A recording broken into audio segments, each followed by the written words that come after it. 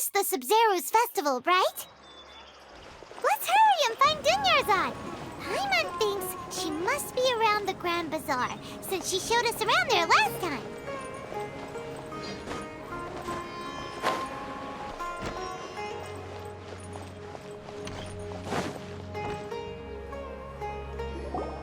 There she is!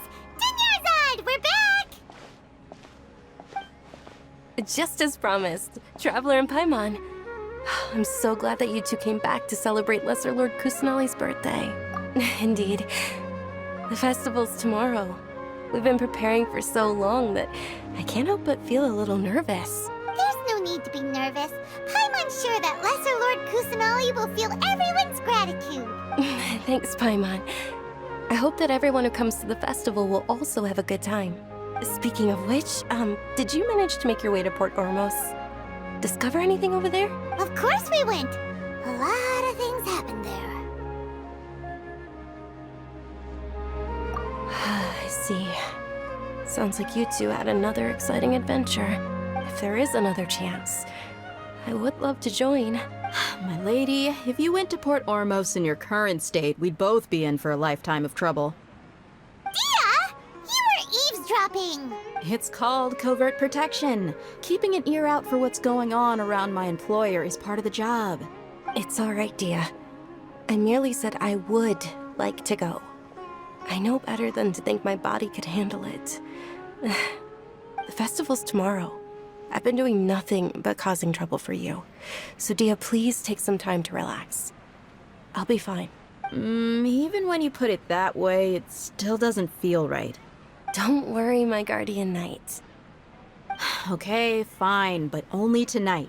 Tomorrow's a big day, and many no-good scumbags are gonna try to take advantage of that. Oh, you two must be exhausted from your long journey back to the city. My apologies for not realizing this sooner. I've already prepared a room for you to rest.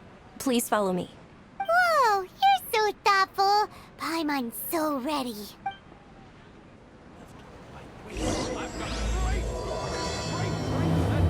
Welcome.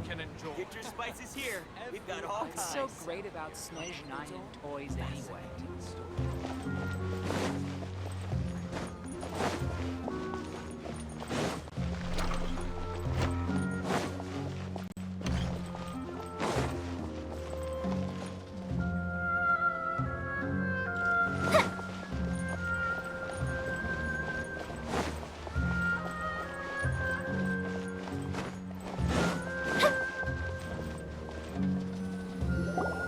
Here we are. It's also fairly close to where I've been staying. It looks really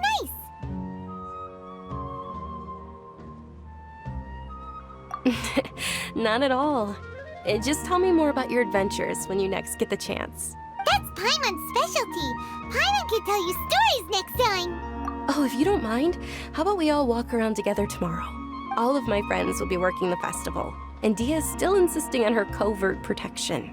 Yeah, it'll be pretty hard to relax and enjoy the festival if Dia's constantly hovering over you, right? Then let's meet at the nearby bazaar first thing tomorrow morning. Have a great night. It's a deal. Good night, Dunyarzad. I may be too excited to fall asleep tonight. See you tomorrow.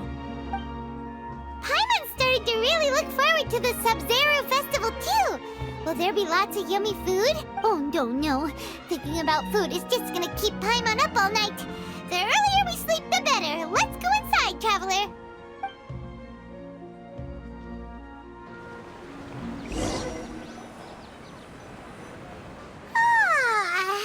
Did we oversleep? We should go meet Dunyarzad right away.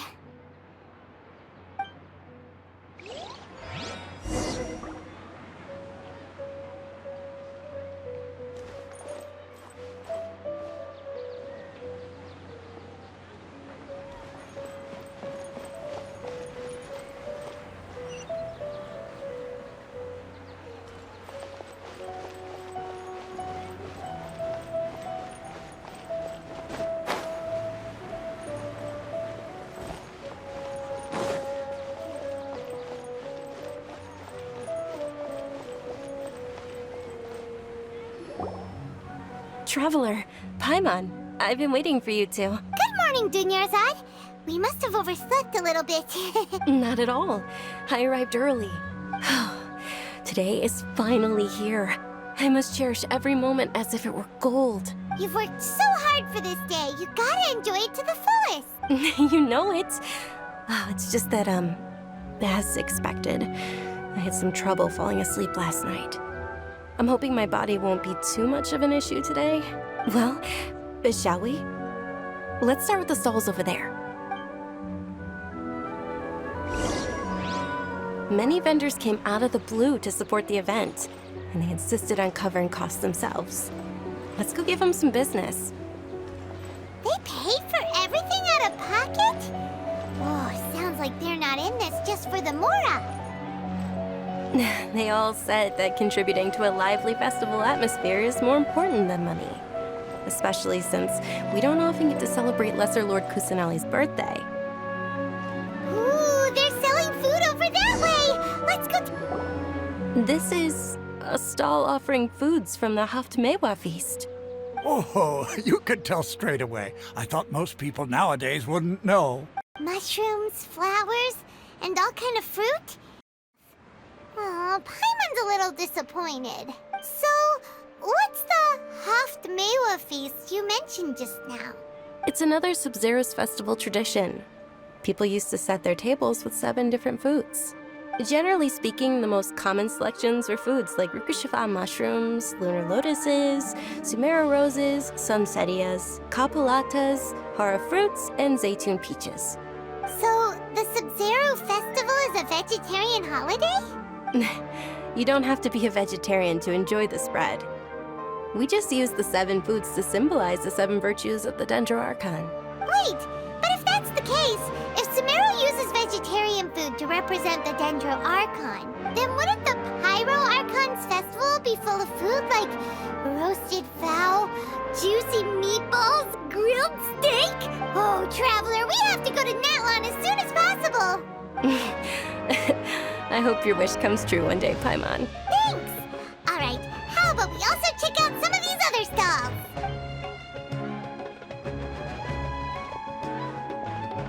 Dear customers, would you like to try your hand at alchemical divination? What's alchemical divination? Those two things sound like they'd be fun to try together. Right? I thought the same when I first heard about it. It is said to be a mysterious craft invented by none other than Lesser Lord Kusanali herself. So, how does it work? It's quite simple. After you give me any 2 alchemical reagents, I'll use them to perform a random transmutation. Sure sounds random. So random that it will probably fail. That is precisely what we need. After the transmutation fails, your one and only diviner here will interpret the remnants. Well, according to Lesser Lord Kusanali, everything is interconnected, and all that occurs can be traced back to fate. You could say this is a pearl of old wisdom. Why does everything sound so much more credible when Dunyarzad says it? Are you guys working together? So that's the true wisdom behind it.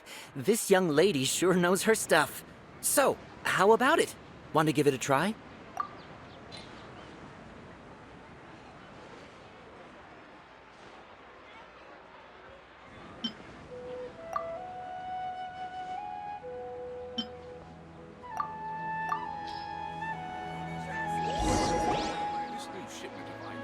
Okay, one moment. It's the moon. Paimon wants to take a look too. Is it? It looks more like a pie that Paimon bit into. Generally speaking, the moon signifies... It means... Wait a moment. Is he really looking it up in a book? Oh, I remember now. It means illusions and lies. Illusions and lies? That sounds rather ominous. Yes, but this book says that if you trust your intuition and overcome your fears, the sun will surely rise. He's not even trying to hide his book anymore. Naturally, fate will only ever show you the beginning of a journey. It is up to you to forge your own ending. Oh, thank you so much. I'll keep that in mind. Oh, it's nothing. I'm just learning as I go. Guess that was still pretty interesting. Okay, on to the next stall. They say the Sub-Zero's festival was very lively a long, long time ago. Large flower carriages used to parade through the city. As they headed towards Port Ormos, people would throw flowers, candy, and liquor all along the way. Dunyarzad's eyes are sparkling right now. I wish I could have seen that spectacle. But if you ask me, I'm sure Nilou's Dance of Sub-Zeros will be just as impressive.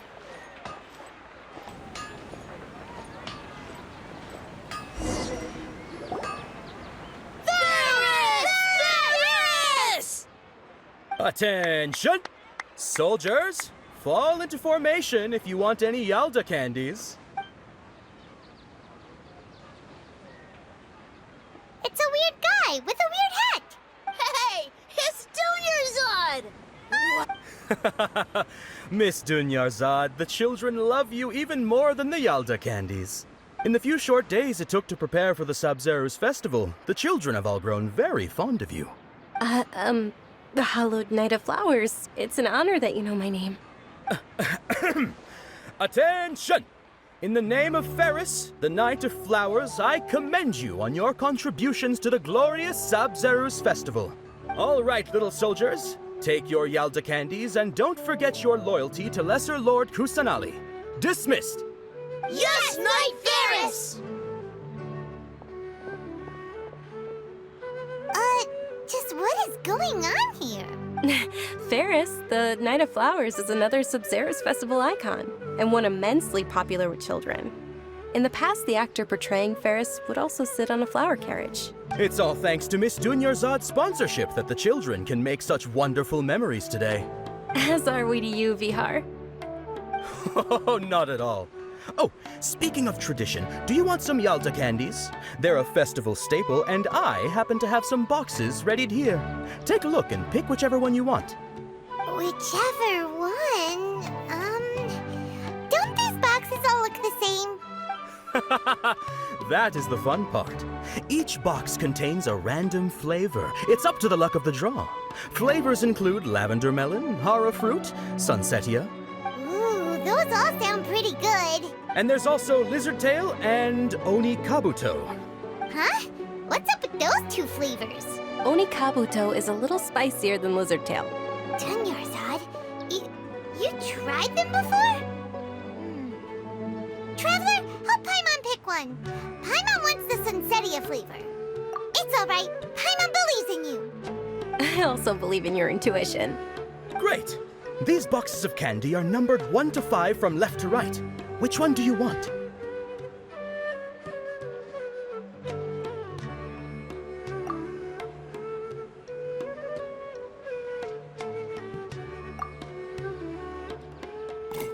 Attention!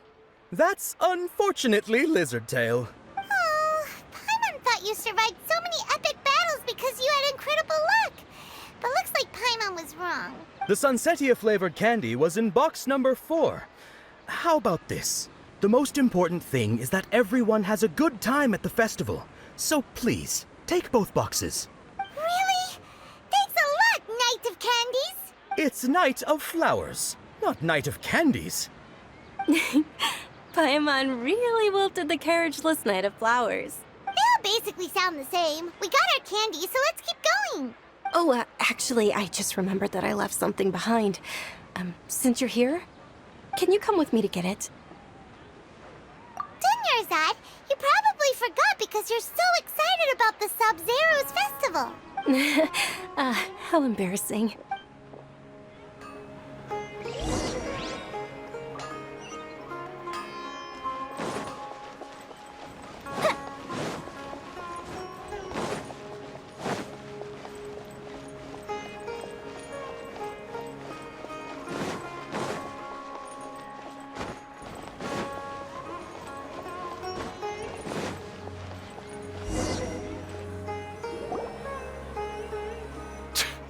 We're too late. Who knew the little lady was such an early riser? I know, right? Hey, wait a minute. Boss, Isn't that her? Oh, that most certainly is. We're in luck. She's walking right into our clutches. Those Eremites don't look like they're up to any good. Who are you? I don't believe the Homayanis hired you. That's right. We haven't received any of their Mora, but I wonder how much the Homayanis would shell out to get you back. They're a gang of kidnappers! Traveler, hurry and protect Dunyarzad! Hey, did you scumbags even consider that the Homayanis might have hired a merc that outclasses you? You're... Dia! Dia the Flame Mane! No wonder we mercs haven't heard anything about you for so long. You sold your unruly mane to the highest bidder. Don't speak so disrespectfully. My family started working with her as gratitude for her past kindness to us. Don't worry about it, my lady. Just some friendly banter between mercs. One punch and those rabid dogs will expose themselves for what they really are. Aren't your claws all dull by now? Don't get too cocky! Traveler, take Miss Dunyarzad to a safe location. No, we're gonna stay and help. There's too many of them. You're right. All right, fine. Please be careful, Dia. Don't waste your time worrying about me. This is my job. Look out for yourself. After I've wiped the floor with them, I'll go find you all.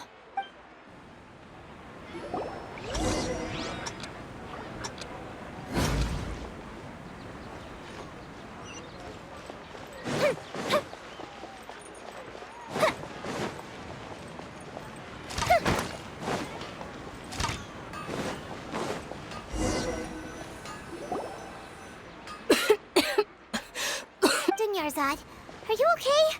You look a little pale. Are you in shock? I'm fine.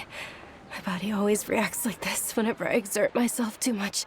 You sure you're okay? I'll be fine after some rest. I'm more worried about Dia. After all, none of this would have happened if I hadn't insisted on coming out today. Yeah, don't worry.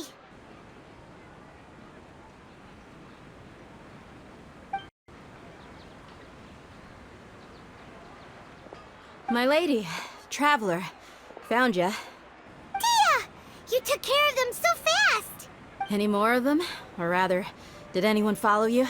Dia, your arm! Oh, this? I'm fine. It's just a scratch. Normally, they wouldn't have been able to land a hit on me at all, but I'm still getting used to this new greatsword. Please, let me take a closer look. Come on, it's nothing. Us mercs aren't as fragile as you think. Hold on, you said something about a new greatsword. What happened to the one you were using before? About that. Well, I sold it, because I was low on Mora. Stuff like this happens every now and then. It can't be. The anonymous donation that was used for the venue's final round of preparations? Hey, Miss Dunyarzad, I wasn't trying to make you cry, and I'm not gonna lose my commission because I made my employer cry, am I? Okay, making your employer cry won't affect your commission, but selling your weapon without permission and getting hurt? I'll have to reevaluate your performance. You're so unreasonable, my lady. Thank you very much, Dia. Don't be like that. I get embarrassed really easily. Are you feeling unwell again, Dunyarzad? My lady, your condition. Traveler, can you take her somewhere to rest? I'll look around the area to make sure we're safe from an ambush. Truly.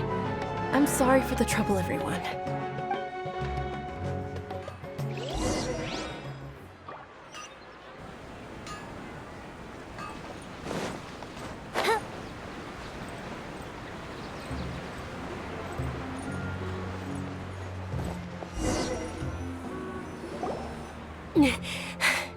Are you feeling better, Dunyarzad? Yes, much better. Just give me a few moments and I'll be good to go. I didn't realize you were concerned about it. I guess I shouldn't continue to keep it a secret. I was actually born with Elazar. It's terminal now. Can't believe it's Elazar. Oh, you've already heard of Elazar. In that case, you probably know about its severity. Sumeru's current medical advancements still haven't been able to find a cure. The disease's progression can only be delayed through environmental therapy. Dunyarzad. There's no need to be sad. I've always lived with Elazar, and I came to terms with it a long time ago. Compared to the simple fact that I'm afflicted with this, its effects on my life have been much more painful. I know that my family loves me dearly. They've done all they can to provide the best environment for me so that I can live for that much longer. However, I know I will one day succumb to this. Did you know? Before I ran away from home this time, the world outside of my home didn't even know that I existed. Since I was a child, all I could do was sit on my bed and stare at everything outside of my window. I'm sure my family's worried and disappointed in me for running away, but I just didn't want to have any regrets. I wanted to meet other people. To me, there's nothing more beautiful than being able to meet and speak with others. Not to mention the incredible time spent preparing for the festival. The joy on everyone's faces here, and all the support I've received from friends like Dia. This way, when my final day does arrive, it will be less sorrowful.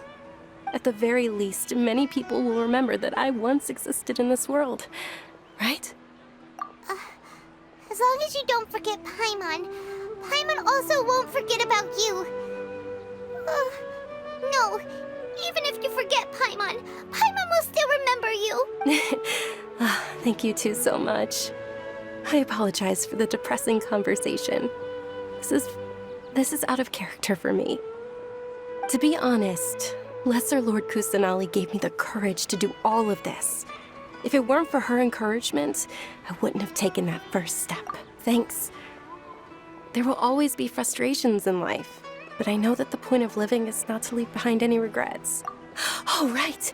Isn't it almost time? Huh? Almost? Isn't the Dance of Sub-Zeros about to begin? It's the part of the festival that I've been looking forward to the most. Nilu will recreate that legendary scene with her most splendid dancing. And the Sub-Zeros festival will conclude amid everyone's applause and blessings. And with that, my wish will also... Then what are we waiting for? Let's go to the stage! Yeah, we should still make it in time.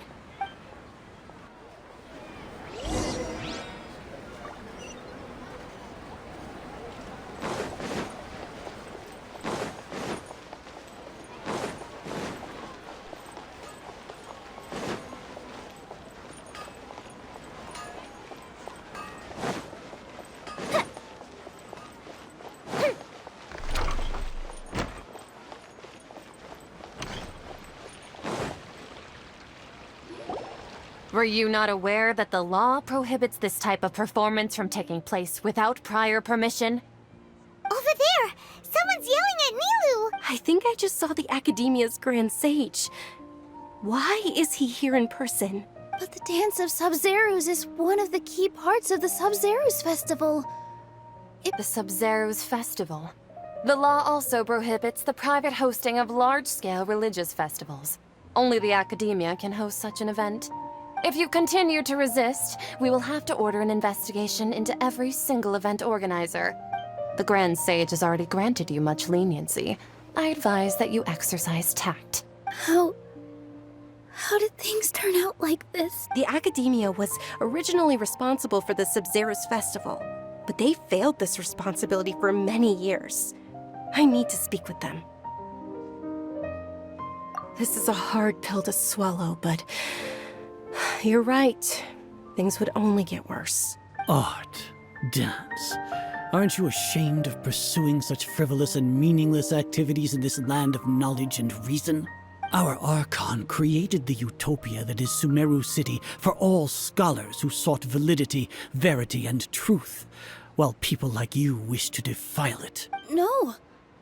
I believe that our Archon never rejected the arts. Even the goddess of flowers dedicated a dance to her. With your lack of intellectual credentials, I do not believe you are qualified to debate with me. What you should be doing is finding workers to tear down this ridiculous eyesore.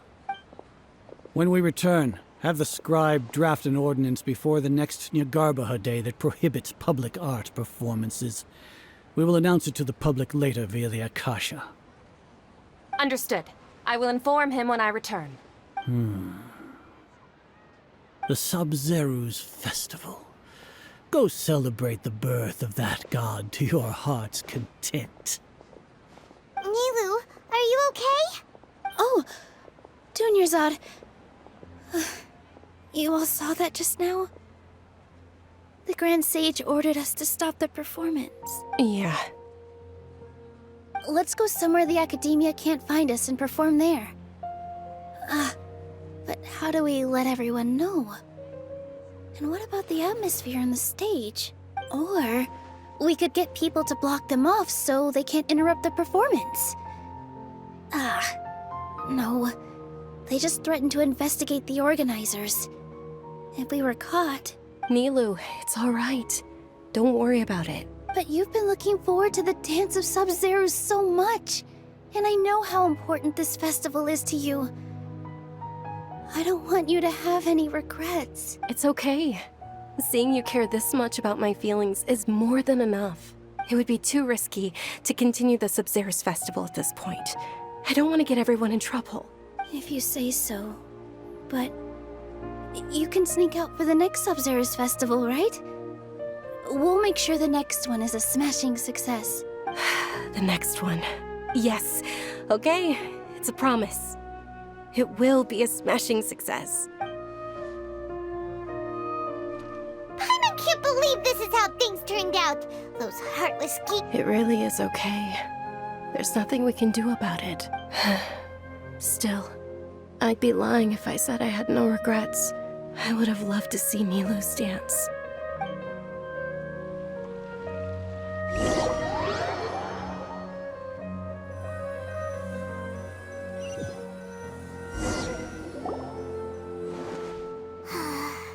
A lot happened today. It's a shame the festival ended the way it did. Nilu and Dunyarzad promised to make the next Sub-Zero's festival a success, but Dunyarzad is running out of time. Yeah. All connections have been secured to construct the most stable framework possible. The project is entered its most critical phase.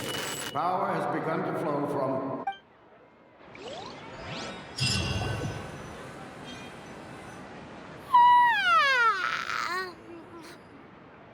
Oh, we're gonna be late! It's all because you wouldn't get out of bed! We should go meet Dunyarzad right away!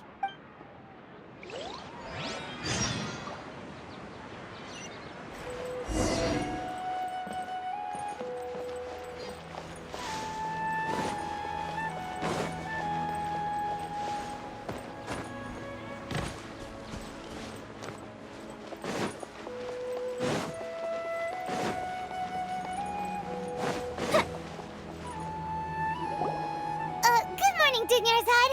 Sorry, we're Not at all. you seem kind of... I'm doing well. There's no need to worry. Shall we go? Let's start with the stalls over there. Sure! Traveler? Why are you just standing...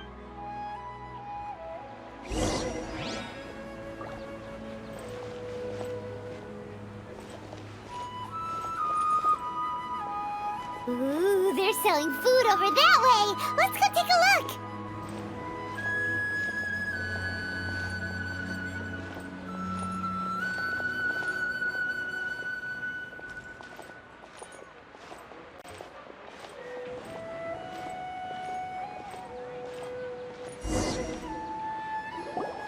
This is a stall offering foods from the Haftmewa feast. You are quite well informed, miss. They're all plants! Well, actually, what is the Haft... It's one of the Sub-Zero's festival's traditions. People used to set their tables with 7 different foods to symbolize the... Elements appear to be in the form of the moon. Really? Paimon thought it looked like some kind of food. The moon signifies... It's escaping me for now. Wait a moment.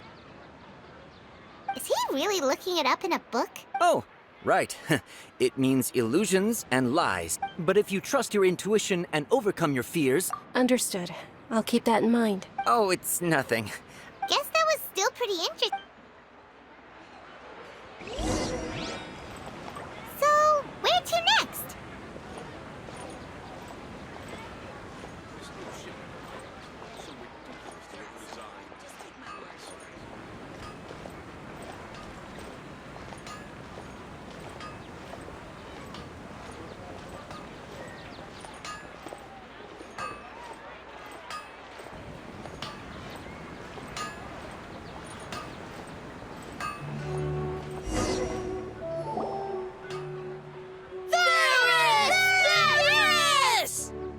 All right, soldiers. Now that you have your Yalda candies... Yes, Knight Ferris! What's going on? Ferris, the Knight of Flowers. Oh, do you want some Yalda candies? What's to pick? It... Ooh, how... And there's also Traveler, help Paimon pick one. Great! These boxes of candy are numbered 1 to 5 from left to right. Which one do you want?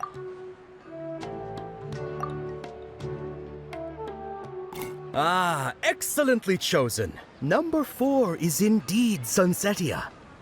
Ha-ha! Paimon bet you had incredible luck, and Paimon was right!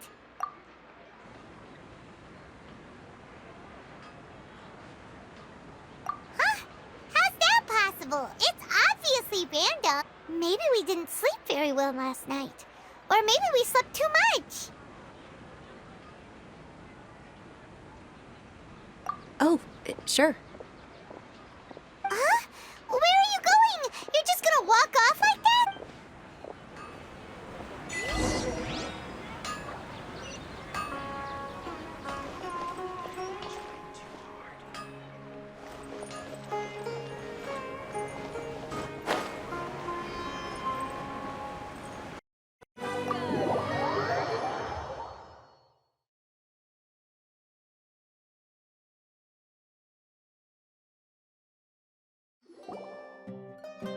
A feeling of deja vu? Oh, Paimon knows what that is. It's when you feel like you've already experienced whatever is going on. In that case, Paimon also felt something like that today. But that's just our brains playing tricks on us, isn't it? So why'd you run here in such a hurry? So that's it! You're intentionally doing things you usually wouldn't and seeing if you still get that same feeling of deja vu.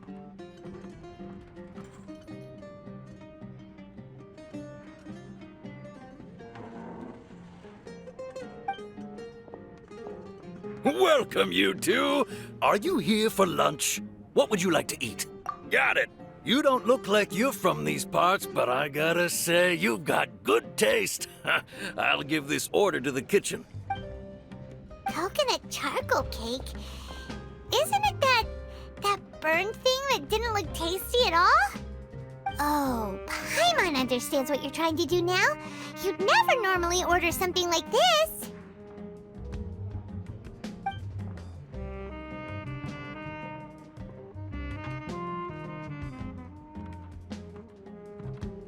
That thing?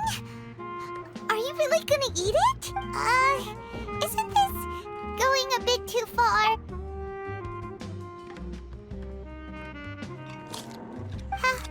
How was it? The look on your face is telling Paimon that it tasted awful. Then, you mean... That's impossible! We were just talking about how gross it looked! So, would this be a case of taste bud deja vu? Paimon also gets the impression that we've been here many times, even though we aren't regulars. How about we go out again and try something else?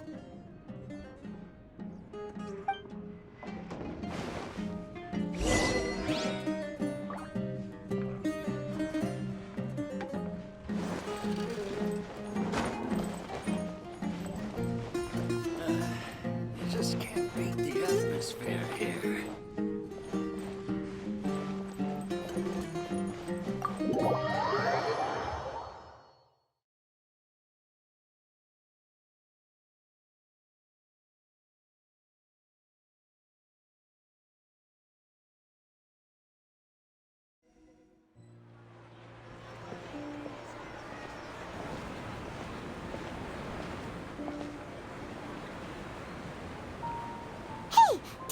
is sitting by yourself on that bench over there.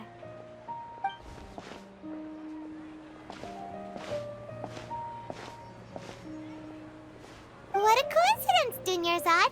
We meet again. Oh, I ran into some kidnappers just now, but thankfully Dia came to my rescue. I started to feel unwell after that, so I sat down here. Kidnappers? Oh my goodness, are you hurt? I'm okay. Dia's arm got scratched, but it isn't serious. Whew. That's a big relief. But, Dunyarzad, you seem a little down today. It's the Sub-Zero's festival, and you've been looking forward to it so much!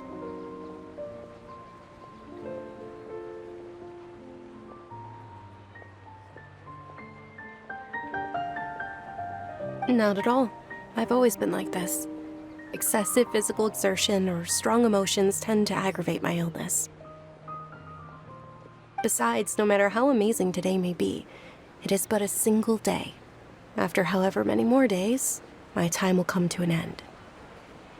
Paimon doesn't quite follow you, and Paimon feels like something's really got you down right now.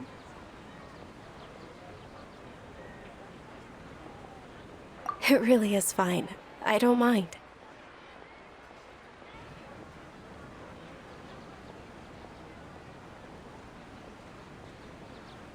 Huh? Did something happen?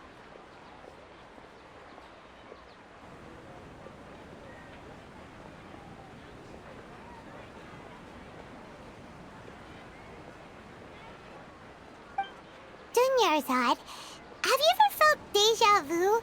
You know, like when you've already experienced something that's happening right now?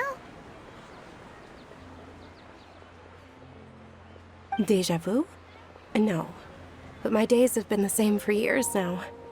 Even if I were feeling deja vu, I suppose I would already be used to it. Oh, Paimon sees. Then, is it only the two of us?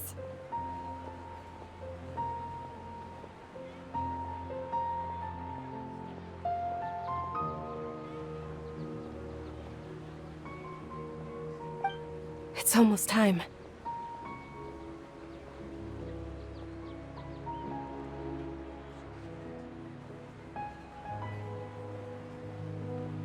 Huh? Time for what? Nilou's Dance of Sub-Zeros is about to begin. Let's go.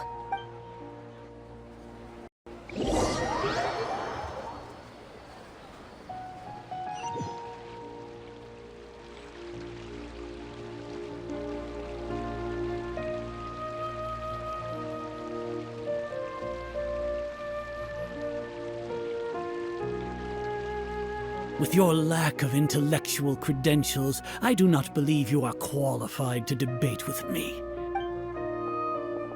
When we return, have the scribe draft an order. Understood. I will inform. The Sub-Zero's festival. Go celebrate the birth of that god to your heart's content.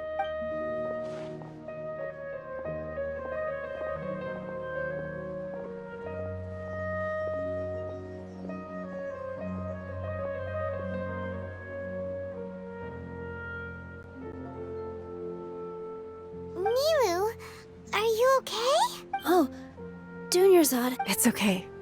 There's nothing. But you've been really looking forward. It truly is unfortunate. True, but... The next festival. Wait, what did you just say? No, nothing. I'll be heading back to rest. Thank you for your help, everyone. Paimon can't believe what those heartless geezers did! Ah!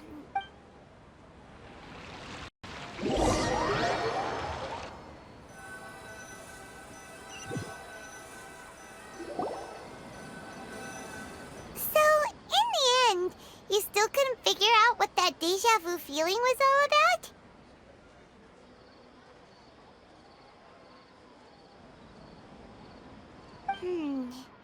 Maybe it really was because of exhaustion.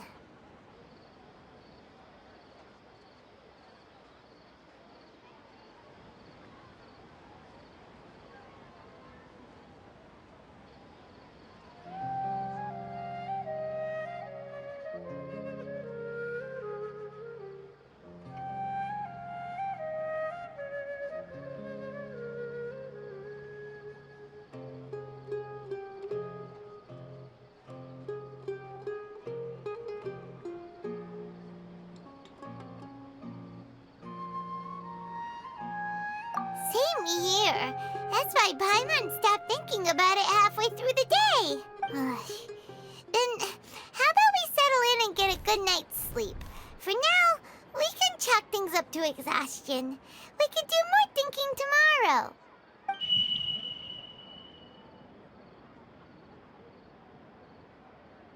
Observing a modest drop in the output of Jnana energy, but values still remain within normal parameters.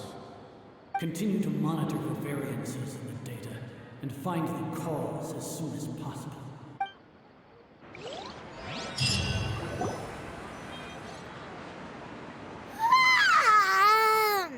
Why does Paimon feel... anyway...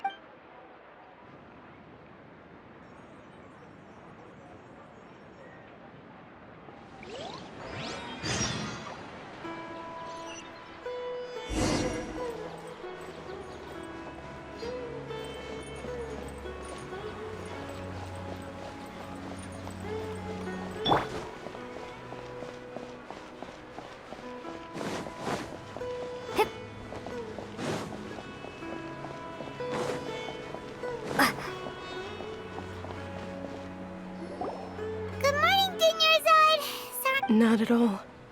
Huh? Paimon think... I'm doing well. Great idea! Let's get going! Traveler?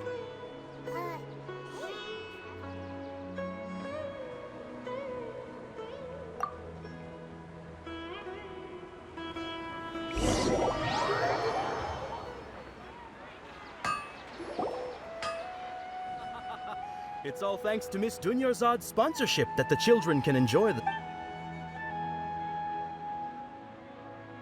Oh, are you interested in... It's not that simple.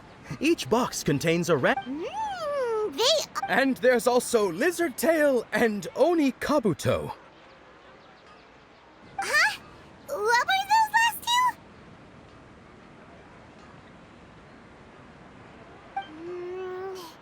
She'll help me choose. Paimon wants to eat the Sunsettia flavor. No problem. These boxes of candy are numbered 1 to 5 from left to right. Which one do you want? Oh, I like your confidence. No hesitation at all. Oh, congratulations! Number 4 is indeed Sunsettia.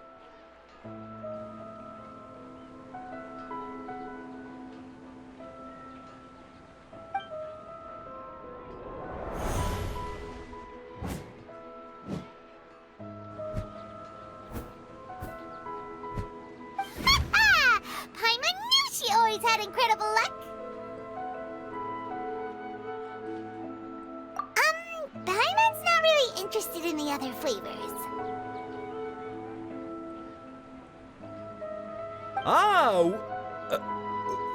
Wait. How did you know? Don't tell me that you already knew which flavor was in each box. What? She was right about all of them? That couldn't have been luck. How is this possible? I packed all those boxes this morning and they've been sealed ever since. You couldn't have known beforehand. Mind reading? X-ray vision? Or some kind of magic trick? This is way too freaky. Tell us what's going on. Since when did you get superpowers? Traveler? Hey, where are you going? What's going on? Did you see something? Us leaving Dunyarzad without letting her know is kinda rude, you know.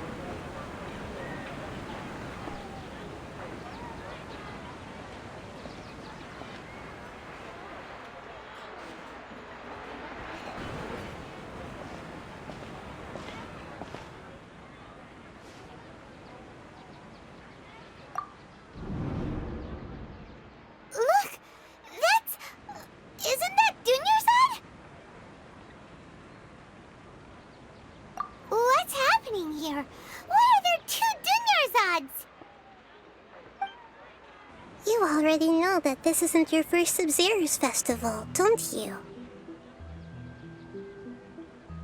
I'm sure you already know how to use this. A knowledge capsule? Where did you get it? What's inside? You should use it too, Paimon. You know Paimon?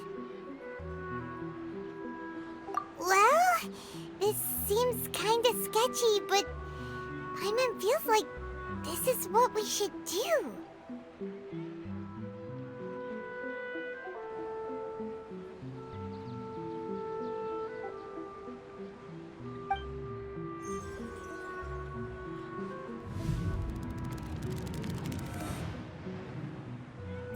What the? This is our 20th time at the Sub-Zero's festival? Huh? No. The 30th? 40th? Just how many times have we been to the Sub-Zero's festival? Have we been trapped in a single day? If it weren't for you, we wouldn't have even realized. What the heck was inside that knowledge capsule? Your memories are still scrambled? Try your best to remember. This isn't the first time we've met, and I answered that question a long time ago. Let Paimon think. Oh, it's coming back. Meeting you was the real catalyst for restoring our memories, and the knowledge capsule was just your means of showing our minds the way. What about everyone else? Why are you only helping the two of us? Your sense of deja vu is stronger than everyone else's, yes? As for an explanation, you two received the blessing of Dendro, and you also have special, sensitive constitutions. It was as if a single sheet of paper was separating those memories from your consciousness. A familiar question. I think this is the 7th time you asked that. As you can see, she isn't doing well. You probably sensed it too. That first Dunyarzad is in front of you right now, and she doesn't have a lot of time left.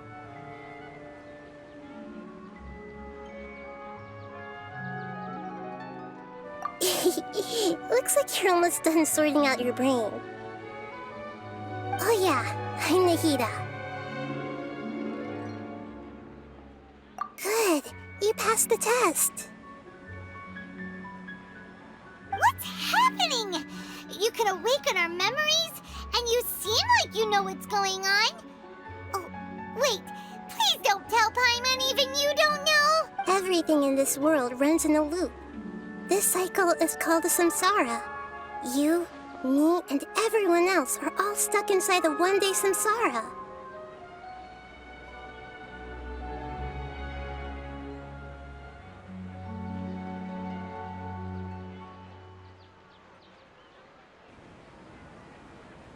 As for the truth, that's on you to find out.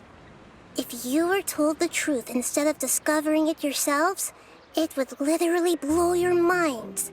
I don't know how you'd be after that. I can only give you surface-level help, like bits of information and subtle hints. For the rest of the time, I'll be doing all I can to slow down Dunyarzad's illness. She looks like she isn't doing well at all. Her illness gets worse after each Sub-Zero's festival. If we can break out of the samsara, I might be able to save her. But as things are right now, she's just a small bird in the sky that's about to lose its last feathers. All I can do is raise a gale to delay her fall. You sure love to use weird analogies. Analogies are wonderful tools. They let you use existing knowledge to understand unfamiliar things. Okay, so, with what you know so far, what do you think the truth is?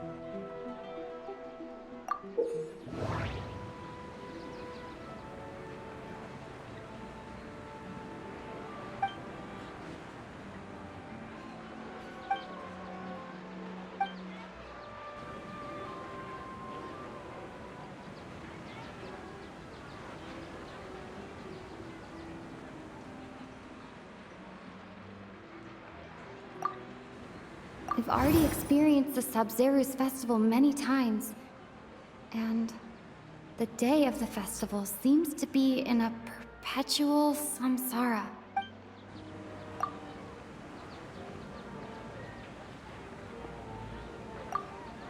I can't seem to cohesively...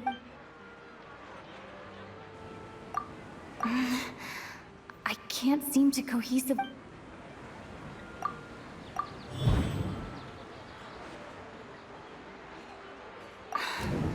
That should be it.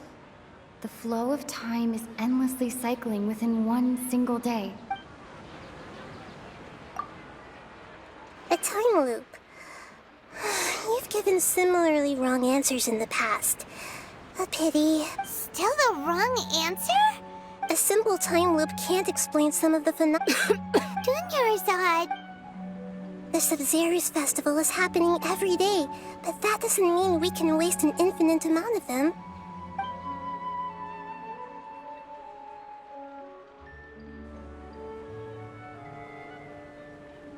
Let's think about our current situation.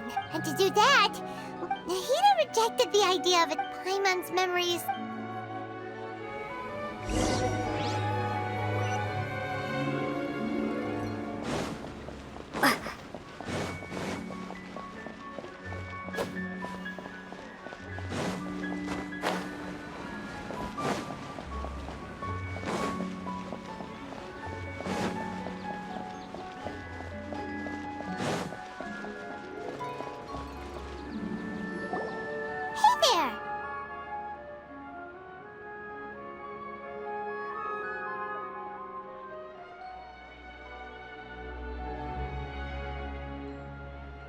Hey, it's you guys again. Where's your cultured friend? She's feeling a little unwell. I see. Did you come back to buy something? I guarantee the freshness of my products. I harvested them from the forest just yesterday. Huh? What brought this about? I hurried back from the forest yesterday, and I'm selling produce here today. I haven't felt anything strange. To put it another way, if you really think about it, was yesterday truly yesterday? Did you actually come back from the forest yesterday? What kind of philosophical nonsense is this? Are you two daydreaming? Didn't you know that no one dreams in Sumeru?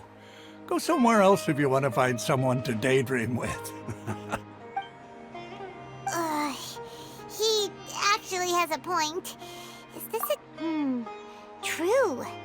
It's so weird that people here don't dream. Why is that?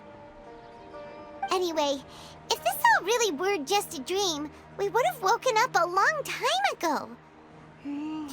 Let's keep asking around.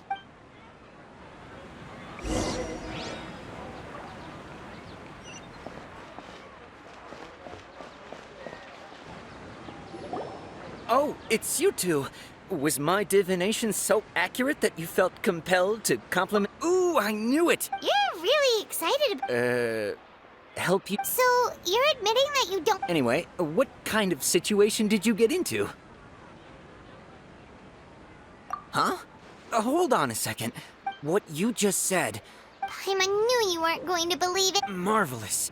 Truly marvelous.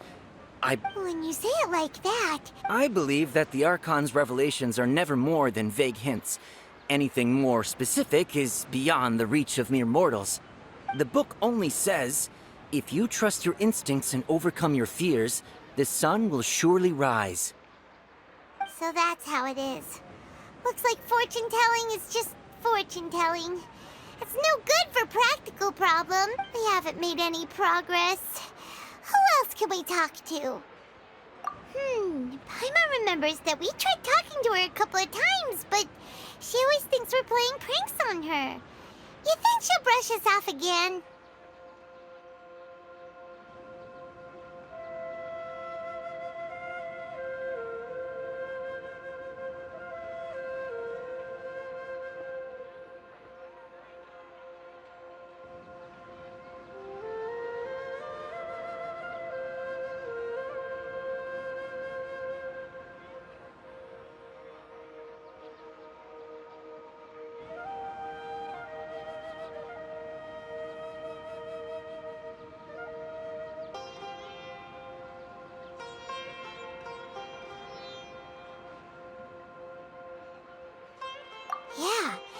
tapping into Dia's strong sense of responsibility as a mercenary, then she'll definitely take us seriously.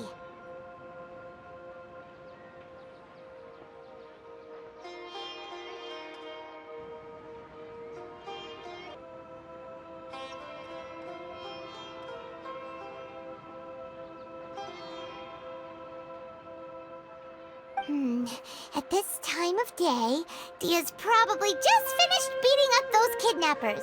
Let's go find her.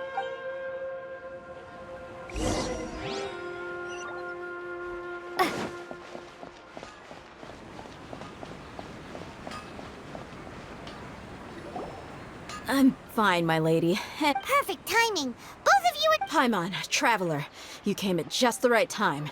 Listen, there was a dangerous Huh? You saw? You want the Traveler to take Dunyarzad somewhere to rest up while you... How did you know what I was going to... We need to say something convincing. Dia sold her greatsword to raise additional funds. And then she was injured because she wasn't used to her new weapon. Tell her, Traveler! I didn't tell anyone about that. Including Miss Dunyarzad. You couldn't have known. And just now, you literally took the words right out of my mouth. What's going on? All right, so this is the situation. It's kinda hard to believe what you just told me. First, let me make something clear. Most of us desert dwellers might not be the scholarly type, but we do have basic common sense. She's quieter than usual. Uninterested in anything and really gloomy.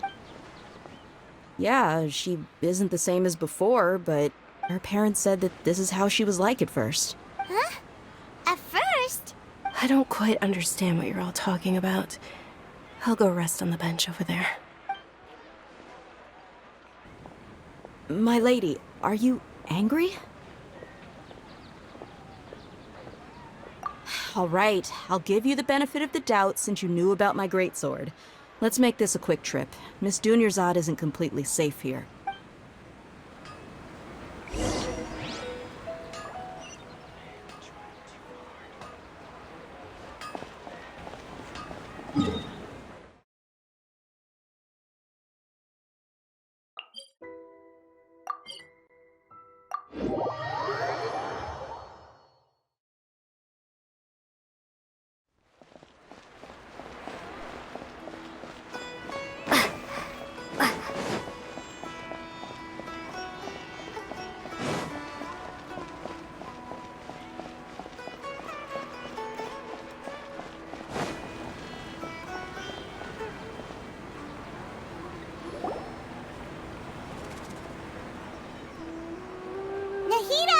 We brought a friend.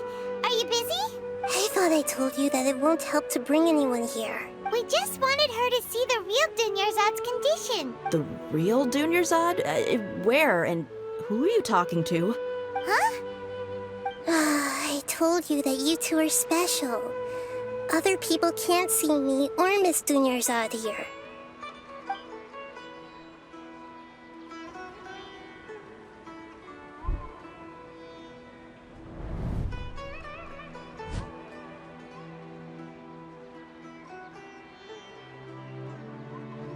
Hold on.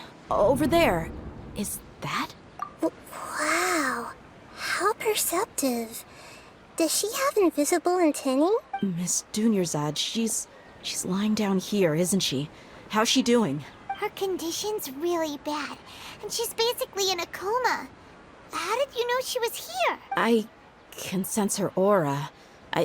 There are also lingering feelings of something like regret or disappointment. What happened? Do you believe us now? The Sub-Zero's festival has been repeating itself. So, you think the sages are behind this? Yeah, they've always been against us. Wouldn't surprise me if they're using the Akasha to intentionally repeat the Sub-Zero's festival as a sick joke. You have a point.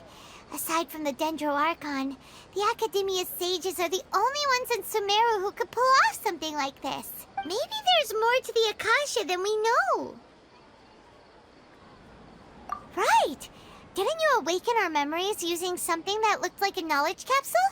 That means you must know something about the Akasha! The Akasha relies on the power of a gnosis to operate, as it is the manifestation of the God of Wisdom's power. It compiles the wisdom of the entire populace, and it grants knowledge to the people. A gnosis could do that? No wonder the Akasha is so magical. It's being powered by the gnosis of Sumeru's Archon. So, this Nahida you mentioned, what did she say? She said, and Paimon quotes, "The Akasha relies on the power of a gnosis to operate, as it is the manifestation of the God of Wisdom's power. It compiles the wisdom of the entire populace, and it grants knowledge to the people." Compiles the wisdom of the entire populace and grants knowledge to the people. Wait. I get the grants knowledge part. That's what people have always used the Akasha for. But compiling the entire populace's wisdom? How does that work? Did she mean that the sages enter new knowledge into the Akasha? Oh, yeah. That sounds about right. What do you think?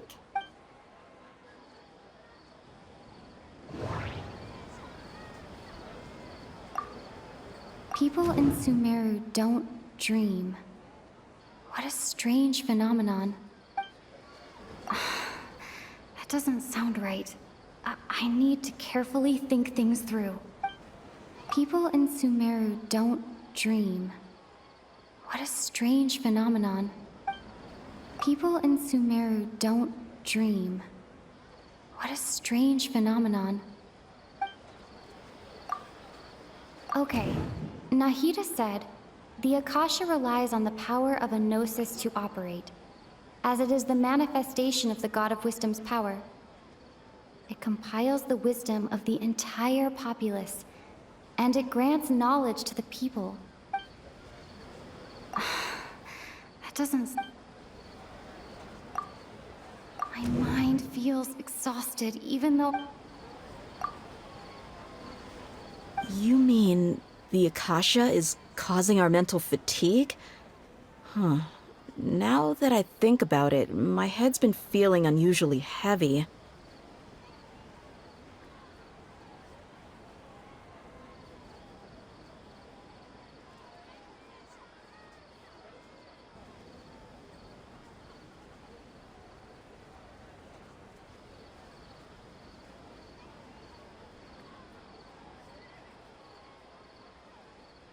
When the desert dwellers set off on their quest for knowledge, a sage once said, knowledge always comes at a price.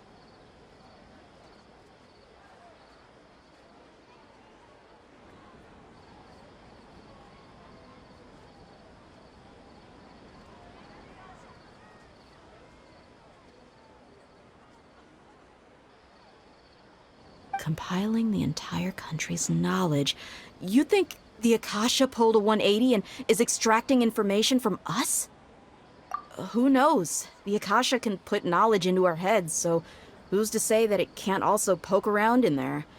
We don't know any specifics. What's the point of doing something like that? Just think about it. If you could combine the knowledge of every single person in Sumeru, then you can basically turn Sumeru City into a single massive brain. This hive mind could make breakthroughs in problems that even the smartest geniuses can't crack. An excellent deduction. And the analogy comparing Sumeru City to a massive Wait! Maybe that'll solve this problem! Yeah, I was only wearing this for show in the first place. Didn't expect the sages to cook up such a conspiracy. Mark my words, when this is over, I'm getting evidence and exposing this whole thing to the public. How does everyone feel? Huh? What is it? Oh, that! Paimon knows what you're talking about. It's a single soft beep that sounds like it's coming from the Akasha terminal. The sound of a beep. Could it be a prompt tone for when the Akasha is operating?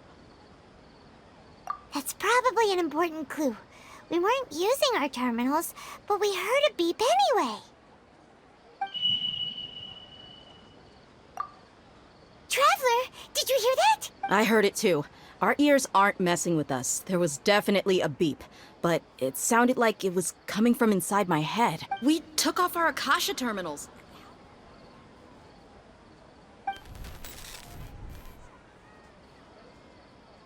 Phase runtime has exceeded its expected length. At this rate, there may be casualty. But we cannot lose all of our progress.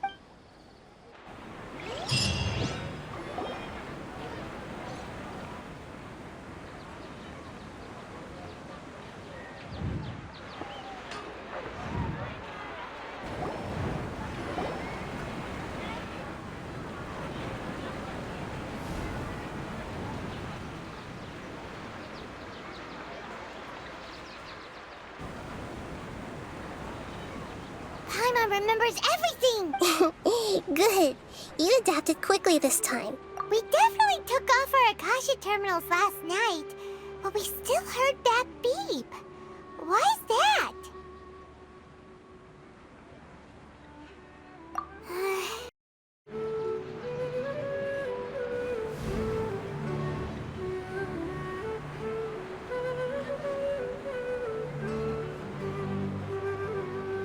Paimon remembers everything!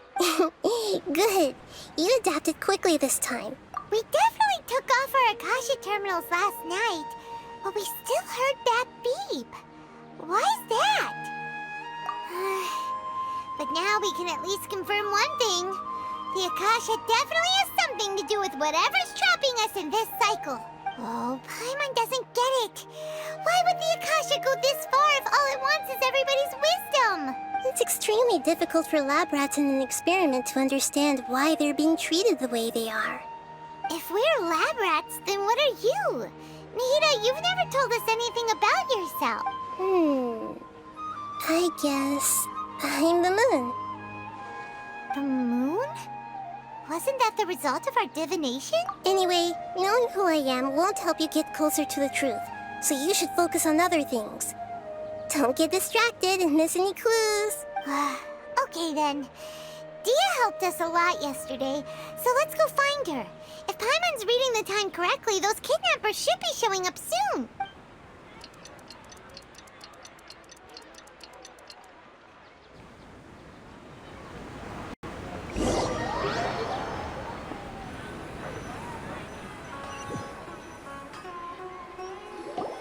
Ah, there you are. I've already taken care of those kidnappers. My lady, did you get hurt? Huh? Dia?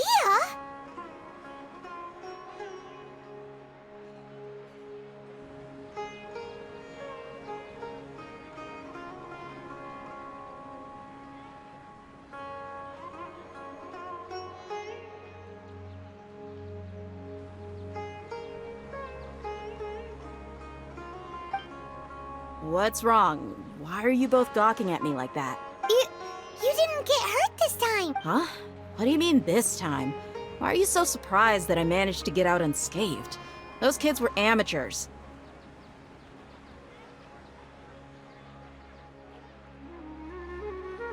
Shh!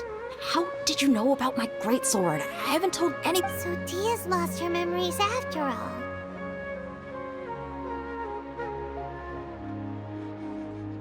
Anything strange? You already know that I got a new greatsword.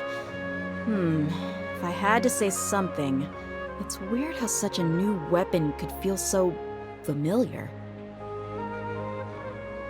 It's as if I've already used it to fight a countless number of battles.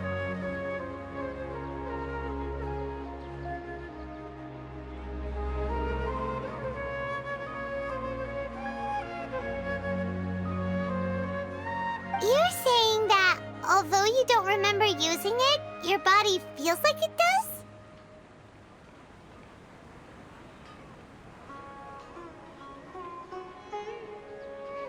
That's right.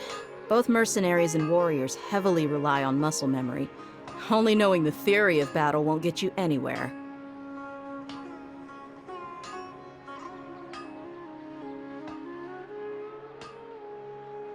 Traveler, what do you think? Yeah, Paimon's feeling really hopeful. Oh, you're right! Earlier in the Samsara, something like this would have never happened. I have no clue what you two are talking. So you want us to take Dunyarzad somewhere else to rest while you check if there are still more kidnappers around, right? How did you know what I was gonna say? Can you read minds? Forget it. Go and do your thing.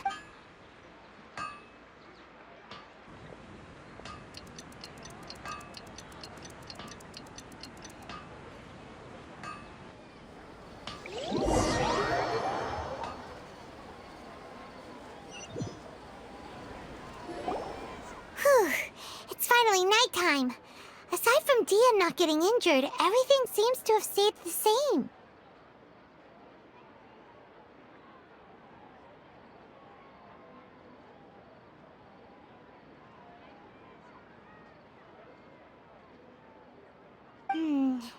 Listen, Nahida, we found out that Dia got out just fine today, even though she got injured every other time she fought the kidnappers. Do you think the Samsara has been broken?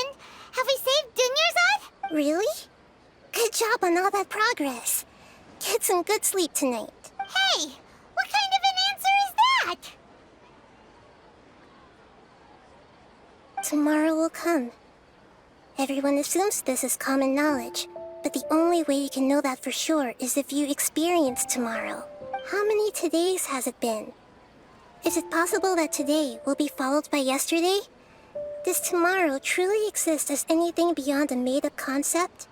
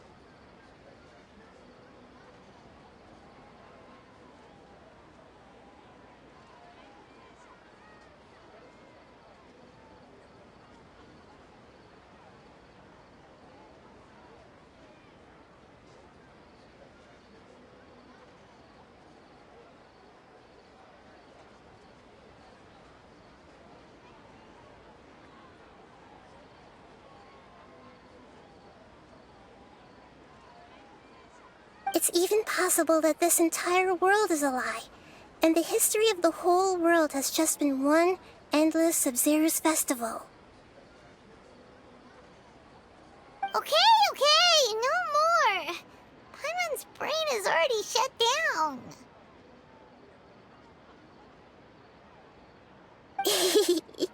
That's why it makes no sense to waste your energy thinking about things you will learn tomorrow. Get some good rest. You know, use the bathroom and flush your anxiety dookie away. Huh? Hold on, what did you just say?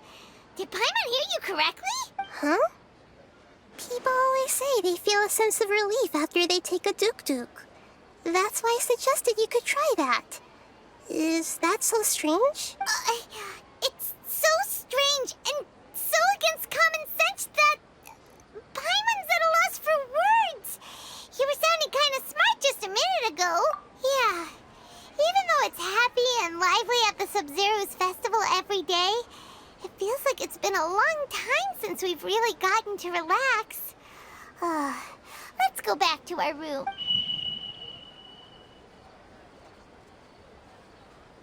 Continue the harvest. Compared to what we stand to achieve, These sacrifices are trivial.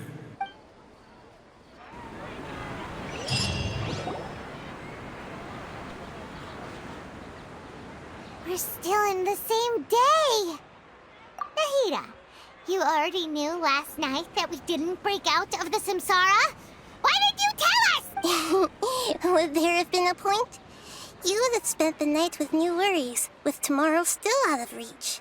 In that case, you might as well rest within that brief moment of hope. An opportunity like that doesn't come by often, and I thought it might help you clear your minds. Paimon the Duke did that! Whatever. Guess you were looking out for us after all. Of course. In the time we've been together, you two have been everything to me. Paimon's flattered and everything, but maybe you're taking things a little fast.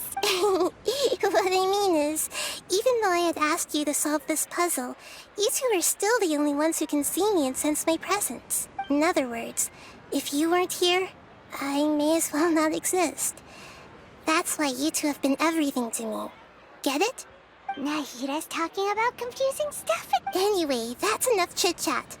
So, Traveler, did the new clues yesterday help? Huh? Why are you scrapping your previous theory? Oh, yeah! You're right! Gosh. So, what's your new hypothesis?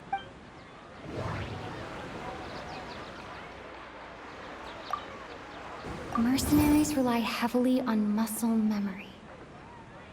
And Dia was able to use her experiences to avoid injury in later samsara cycles.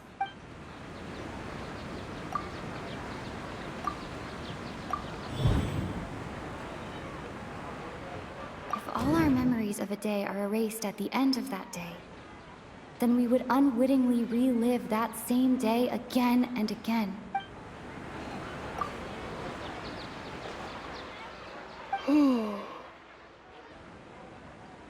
Oh! Then the beep we hear every night could just be indicating the deletion of our memories! That's why when we wake up, everyone thinks the Sub-Zero's festival hasn't happened yet! It's already the next day, but everyone still thinks it's the day before! But muscle memory can't be erased. That's why Dia has been getting better at using her greatsword. Now everything makes sense!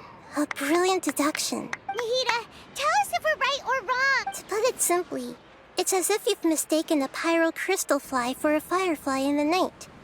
You lost sight of its true nature because you focused too much on your perception that it glows.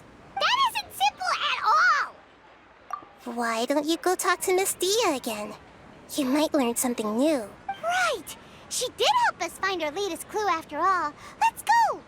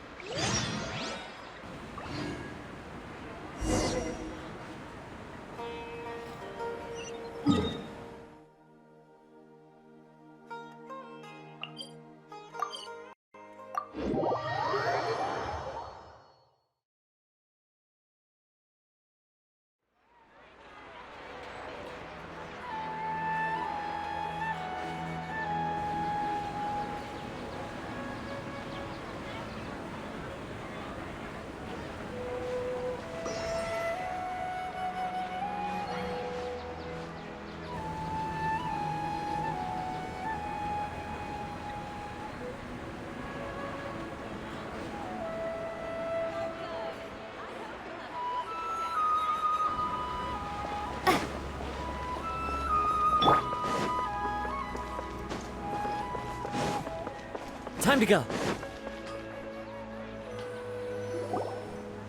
There you are. Really took me a while to find you.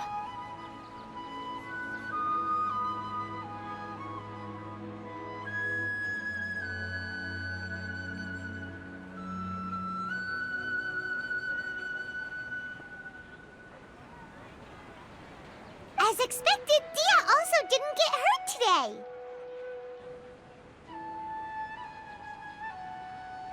Get hurt? Why would I? Don't underestimate me.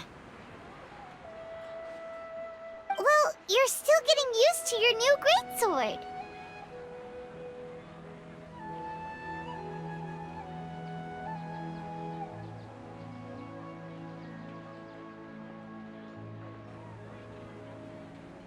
Huh. Truth be told, I also think it's pretty strange. It just suddenly felt so familiar in my hands, and... wait a second! How did you know I got a new greatsword to begin with? I didn't tell anyone about it. Traveler, could you explain the situation to her today? Paimon's gotten a little sick of doing it. Oh, that works!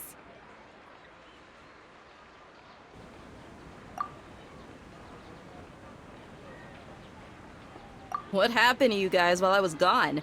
Did you get brainwashed by some cult?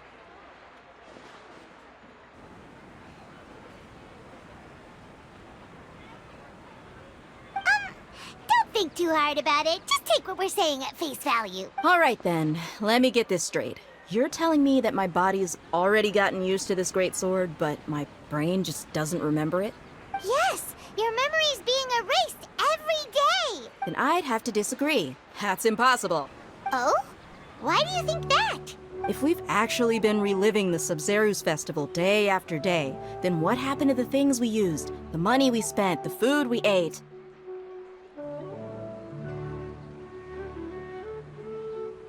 Common sense says my wallet should have emptied itself a long time ago.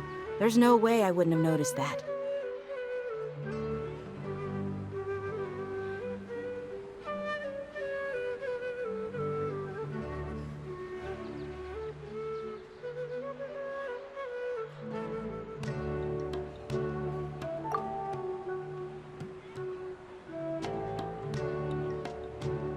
Right! They could use the Akasha to record what everyone did that day, and then use the city's resources to replenish everything! It's not very likely, but it's also not impossible. No, it is impossible. I've got proof. You have proof? Where? You two are surprisingly serious about this nonsensical discussion. Fine, I'll play along for a little longer.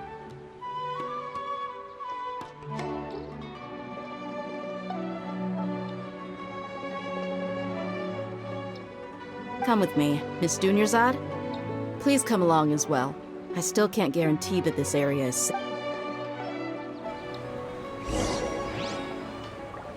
Paimon can't believe it's Dia who wants to show us something this time. 2 days ago, we were the ones taking her to see Dunyarzad.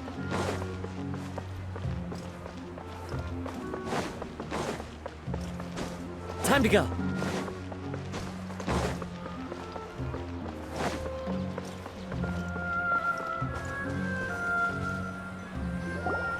This is it. Huh? This is a wooden training dummy. What about it? See those marks on the dummy? Those are the result of several days' worth of practice. Let's say the sages didn't replace it every day. Shouldn't it be hacked to pieces by now? That's true, but what if they did? Then the sages would have had to reproduce every mark I left during previous training sessions. I'm a professional fighter. My martial school, the force, angle, and entry point of each strike is calculated. It's just as they say. Each swordsman has their own unique style, and even the same swords... Is it really impossible?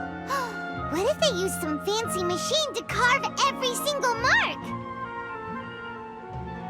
People often say that a camera's photo can never replace an artist's painting because the former has no spirit to it. The same thing applies here. At a mere glance, I can differentiate carved... Whew! Hope that cleared things up for you. Hey, is this that new brain exercise game that's been super popular with the scholars lately? It's surprisingly fun. Anyway, it's getting late. I should escort Miss Dunyarzad to Nilu's stage. See you later. Well, back to square one. Is our memory deletion... But... Yep, that's true. So... strange? Paimon feels... Huh? Leaving the city? You're right! It's really... Paimon can't believe it! How about we go back and ask Nahid...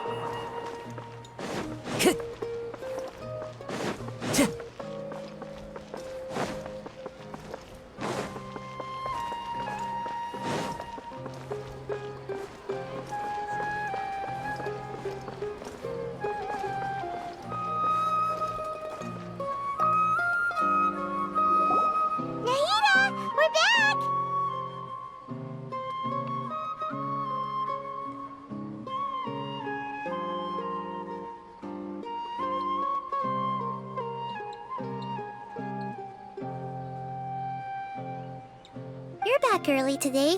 Did you find something new?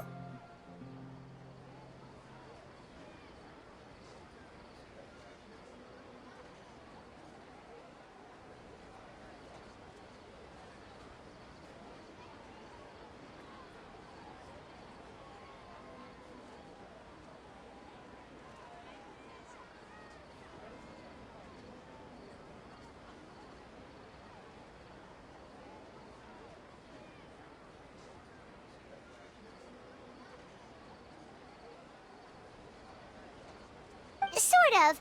We're mostly sure now that we're not in a time loop. Leaving the city. As far as... We did? But we don't remember... Let me think. I don't think you ever actually told me what the outcome was. Oh, it's probably more accurate to say that both times you never came back the whole night. But you two sometimes stay out the entire night anyway, so at the time, I didn't think too much about it. It is true that sometimes we lose track of time during our investigations. Before we know it, it'll already be the next day. But still, neither of us remember anything about leaving town. Really? That's kind of strange. In theory, I should have already awakened all your memories. Yep, something here's definitely fishy. Let's get to the bottom of this tomorrow.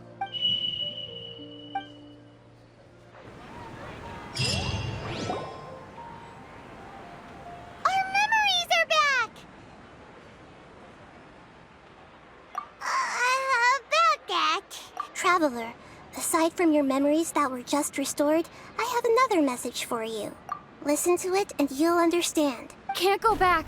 There are countless spaces here. Our Sub-Zero's festival in Sumeru City is just one of them. Traveler, you should be missing 2 days' worth of memories. Paimon will fill you in. It's time to carry out our plan from yesterday. Okay, let's go!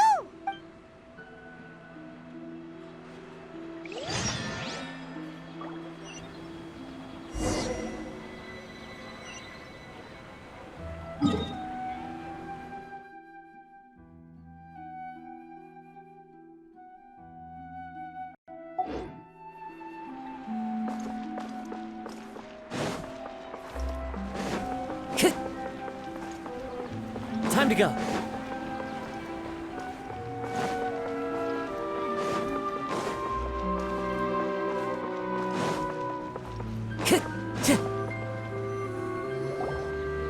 Why can't we leave the city? What is the academia up to now? Don't ask me. It's not like I can tell you anything. This is a direct order from the Grand Sage. Just wait until tomorrow. I have a real emergency. My goods have already arrived at Port Ormos. If I don't hurry, they'll be stolen. That's your problem. Make sure you make a request in advance next time. But it's not like you can just predict business matters in advance. It looks like the Academia already announced a lockdown for Sumeru. Let's go and Hello, sir. Why can't we leave the city today? Here we go again. Don't ask me. I don't know either. We just received an order that no one is allowed to enter or exit Sumeru today. They didn't tell us anything else. Angering me won't get you anywhere. If I had that kind of insider info, I would have left this stupid post long ago.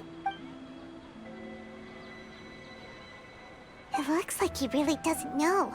If we can't get anything out of him, let's take matters into our own hands. Why don't we climb over the walls? Those guards can't be everywhere at once. This is a good spot, and the guard hasn't noticed us at all. Let's... Huh? Why? Are you going to leave Paimon behind? But... What if... Paimon knows... Okay. Promise Paimon that you'll come back and...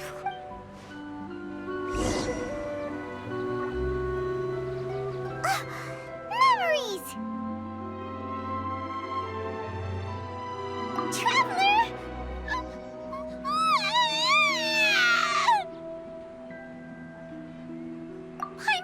Paimon would never see! Paimon waited for you for hours and hours at the city wall and you never came back! You promised Paimon... Paimon Paimon doesn't care! Paimon wanted to go look for you, but you also said that Paimon should stay! Paimon was so worried and so scared the entire day!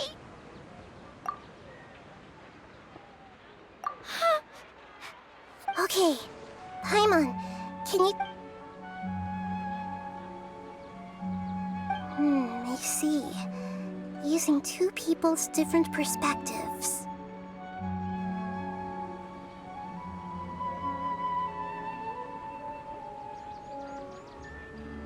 After that, you left the city. Paimon kept her eyes on you the whole time, but then you disappeared in an instant. No way! Paimon was watching you with the fullest attention. What's your perspective, Traveler? You sure you don't have it? I guess that explains everything. You also lost your memories the last 2 times you tried to leave the city. Those days' memories can't be awoken. So, if we leave the city, our memories will be completely erased? It really sounds like something big outside of the city is being hidden on purpose. But this way, we'll also never discover what's outside. Something like a message? But how can we send it back? Don't look at me like that. I'm not used to being stared at. Well... Okay. You want something that can pass on messages, right? Give me some time and take care of Dunyarzad for me.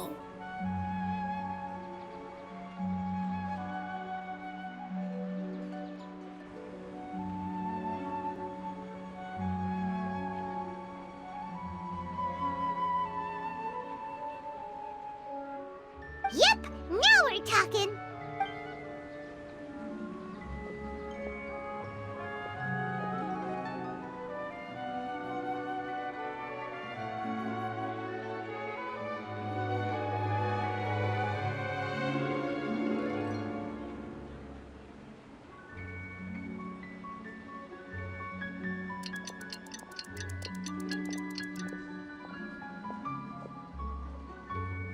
I'm done. Here you go. What? Isn't this just an Akasha terminal? I made some little changes. Akasha terminals are already capable of sending messages. I just tweaked it so that it can connect to any node. To make something like this? Nahida, you really know the Akasha like the back of your hand. Anyway, we can use this now to record a message, right? Yep. I'll help you save the messages. It should be pretty easy to use. I just can't guarantee the user's status and signal coverage when they're outside the city. We'll never know until we try. Let's go then. Let's expose... All right. Okay. See you tomorrow. That covers everything that's happened so far. Yes. Although the signal was choppy and had some Okay, now that you understand what's going on, let's...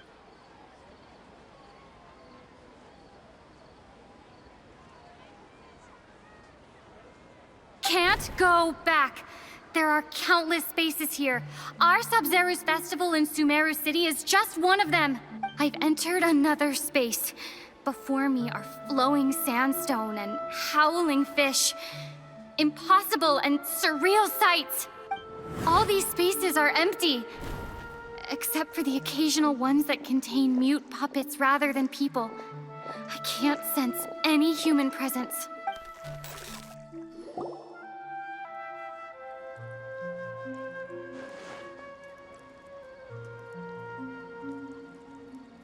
That's one heck of an info dump. It sounds like you left the Sumeru city space when you set foot outside of the walls. But everything looked completely normal when Paimon was looking out from the inside. That's unbelievable. And if we take your word for it, the other spaces all had very weird contents. There's another part here. I only received it last night. These spaces have been disappearing, one after the other, absorbed by something like a sun in the sky. And now, even the final space has also disappeared. Behind me, a lot of space has just appeared again from thin air. I get it now. Those spaces are actually...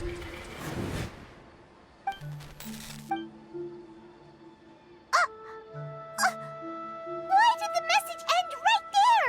What did the Traveler want to say? What are those spaces? Probably because yesterday just happened to end at that moment.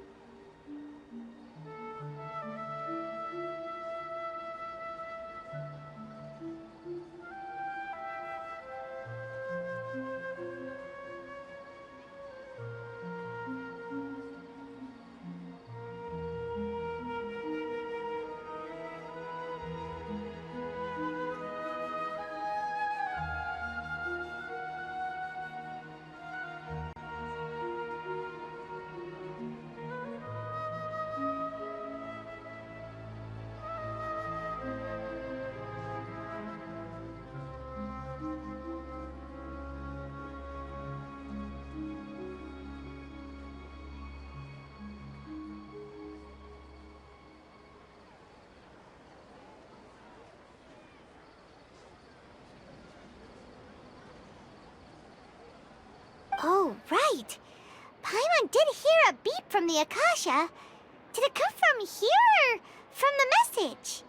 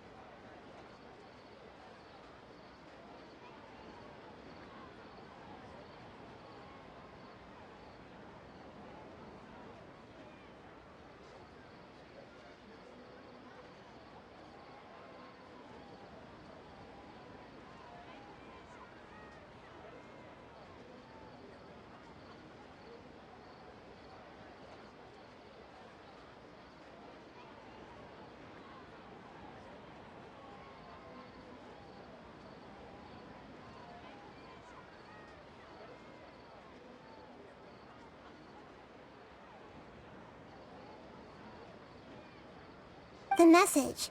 It should have come from the Traveler's Akasha terminal. After the beep, Traveler said even the final space has also disappeared. Traveler, what do you think that final space could have been?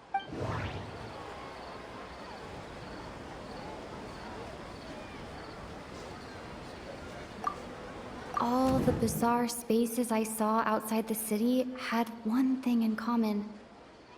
A lack of human presence. That doesn't sound right.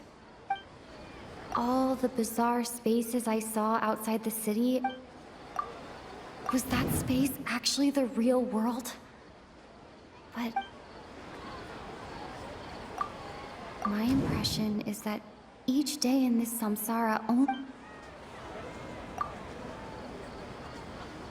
Oh, so that's what it is! After the sound of the beep, the final space, the Sumeru's festival, also disappears, and we're taken to the next day. Later on, Traveler also mentioned a bunch of new spaces materializing behind them. Do lots of new spaces appear every day? Paimon's head is spinning. Just what are these spaces anyhow? Well, consider this. For all the horrors of the Archon War, at its heart, it was just a game where a bunch of gods fought over 7 seats. So no matter how strange or spooky things may look on the surface, Maybe all they point to in the end is a small and simple secret. Wow, the Archon War, huh? That's an analogy and a half.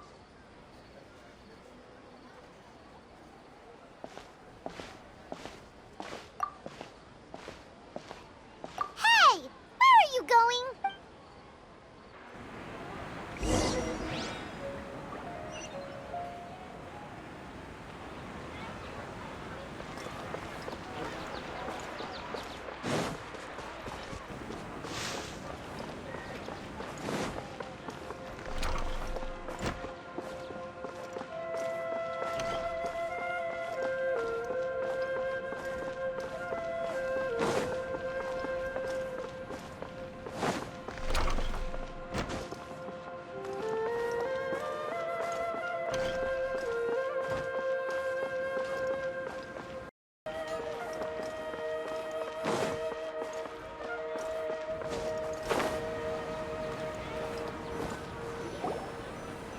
Do you want some alone time to think? Alright then, Paimon won't disturb you.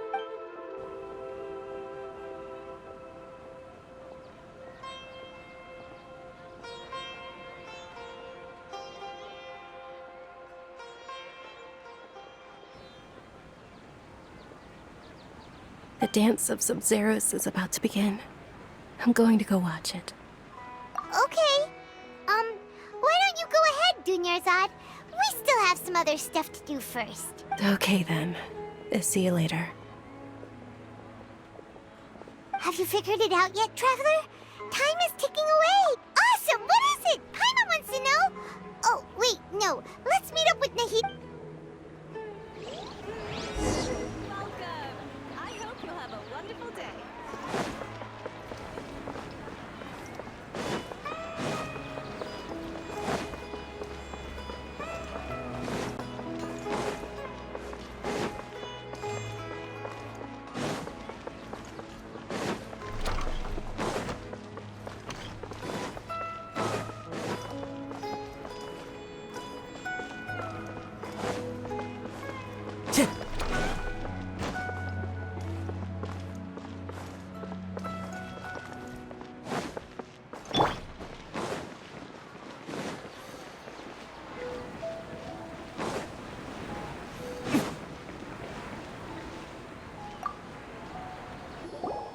You're back! I've been waiting forever for you two. Judging by the looks on your faces...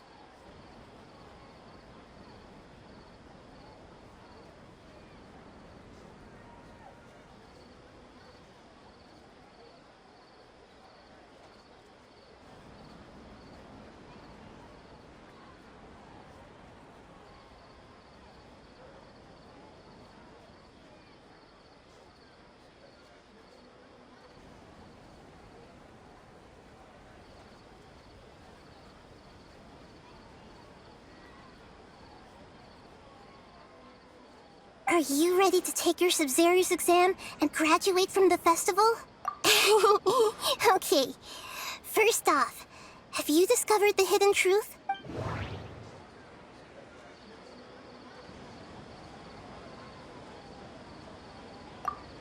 We've already experienced the Sub-Zero's festival many times. People in Sumeru don't dream.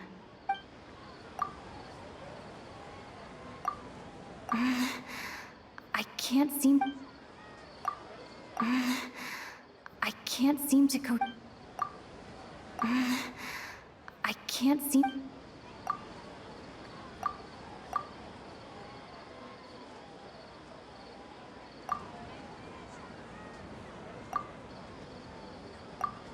All the bizarre spaces I saw outside the city had one thing in common.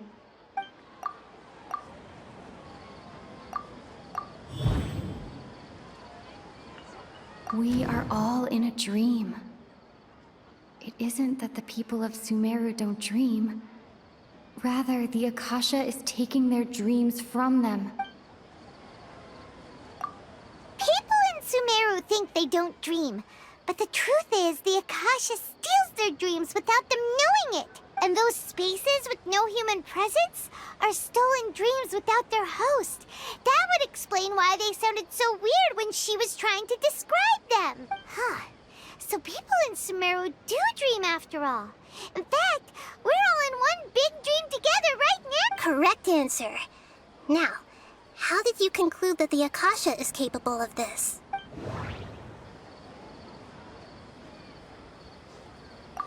The Akasha relies on the power of a gnosis to operate.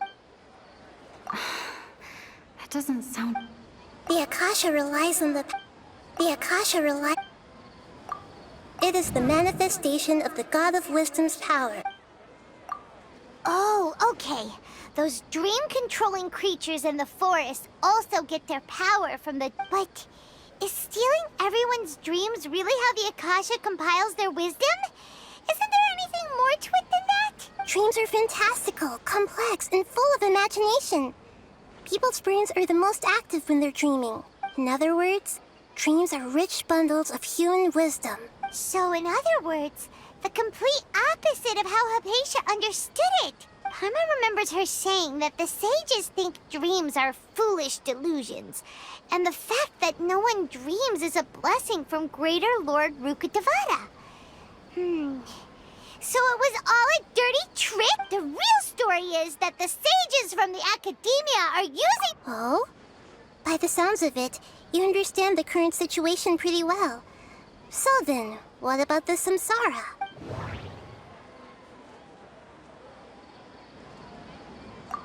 Grand Sage said, go celebrate the birth of that god. That doesn't sound right. Grand Sage said, go The beep is a prompt... That doesn't... Those spaces kept disappearing, but those dreamscapes kept vanishing.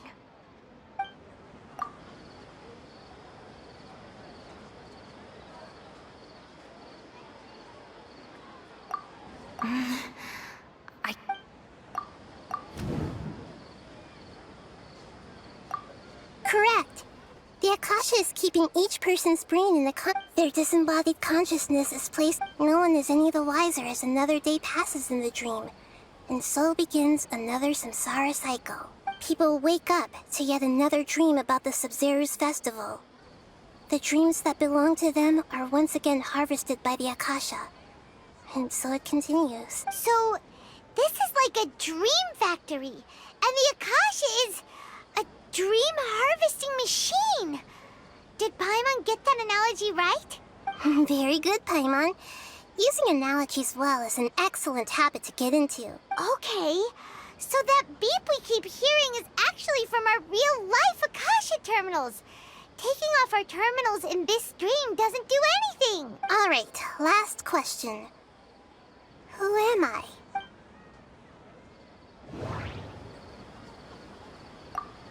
They say that alchemical divination is the Dendro Archon's divine revelation. So then, if Nahida has referred to herself as the moon... So you noticed. I thought that one would be the hardest question. That's why I put it last. That wasn't hard at all. Even Paimon guessed that. Everything about you is different. We just didn't want to expose you is all. Now that you mention it, Nahida, you've been hinting to us since the very beginning. It's funny. Thinking back to when we were asking all over the place for info about Lesser Lord Kusanali. Paimon didn't expect to meet you like this. Yes, those can wait until we're back in real life. On the other hand, I'd be happy to answer any more questions you have about here and now. You asked me this question before. My answer was, it would literally blow your minds. Now that you know this is all a dream, this answer should hopefully make more sense. Have you heard the saying, don't wake a sleepwalker?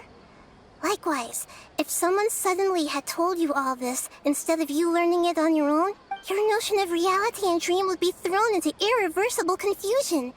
I couldn't expose you to that kind of risk. That's why I could only give you very subtle hints and some suggestions. Long story short, I'm really sorry I had to keep you guessing.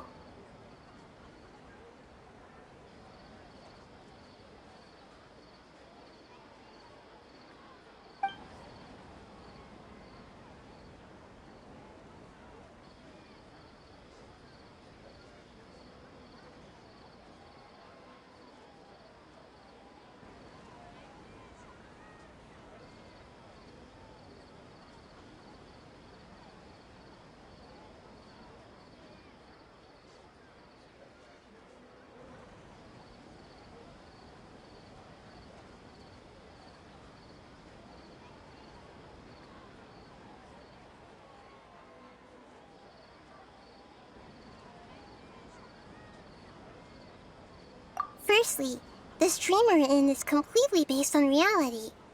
People have already experienced this Sumeru's festival, so it would be very difficult for them to find anything that strikes them as surreal. Secondly, you're probably wondering why people don't have any memories from earlier samsara, right? That's because people don't remember their dreams most of the time anyway.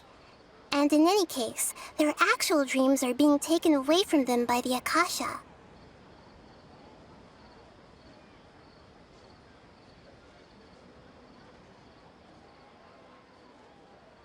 So whenever they wake up in this dream of the Sumeru's festival, they don't remember anything from their previous identical dream.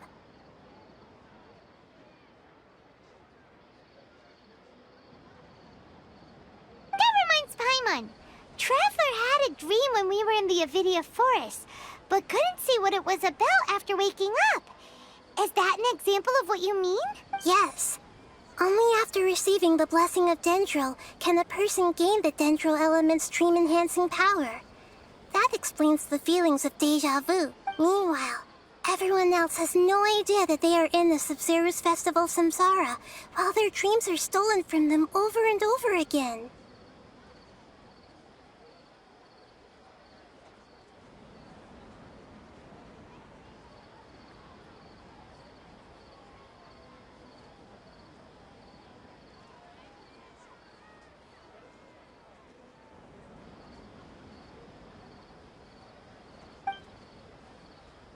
Can humans really keep dreaming forever like this? Will it ever end? And if so, when?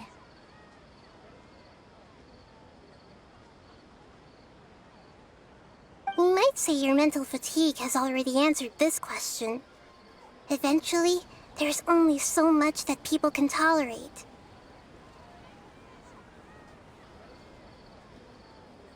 Especially those whose health is compromised to begin with, like Dunyarzad. This relentless exploitation takes an even harder toll on them.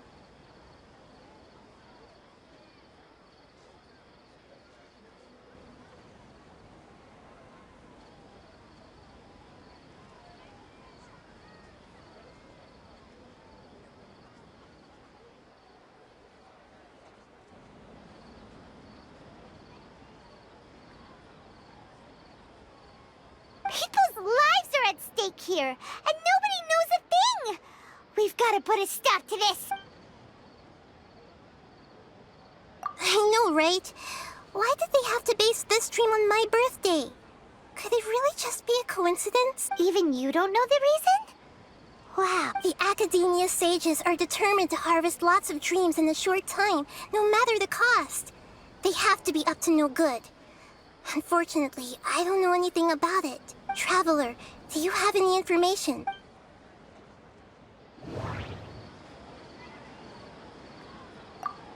Grand Sage said, go celebrate the birth of that god to your heart's content. Celebrate the birth of that god? Could it mean...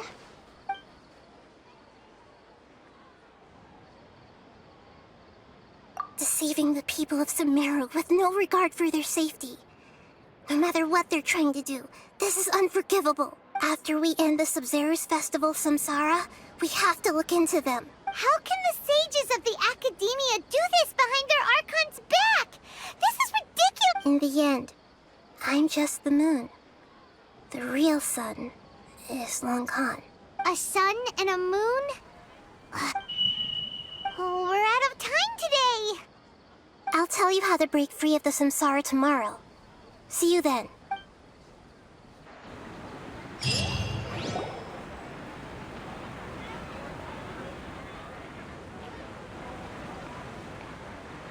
Good morning, Nahida. Wait. Now that Paimon... Hey! What's wrong, Nahida? You don't... I'm afraid that what you're thinking right now is correct. Did Dunyarzad already The real Dunyarzad's consciousness has indeed disappeared. It can no longer endure the constant dream harvesting. Paimon can't believe it. Wait, so what if... She's actually something like a puppet, but not complete. The real Dunyarzad's consciousness could no longer keep playing her role in this dream, so another Dunyarzad appeared to replace her in the dream. But personality-wise... Puppets are stiff. You know, speaking of which, the old Dunyarzad might not have been too different from a puppet. Dunyarzad truly believed that she met you within her consciousness, and it was you who inspired her. So you do remember her after all. Yes. Back then, her family was overly protective of her. No one cared about her personality or thoughts. It was as if she only lived to stall her Elazar. I just gave her a little wisdom so she could look at life in a new way. So that she could be her own person. But even so, she's still far from it. I'm still a long way off from being a real Archon. I couldn't even save her. If I were a competent Archon, I wouldn't have let my most faithful follower die at the Sumeru Festival with so many regrets. Please don't beat yourself up over it, Nahida. It's the sage's fault, and theirs alone! I'm not beating myself up. All I did was to rationally observe the distance between myself and a real Archon.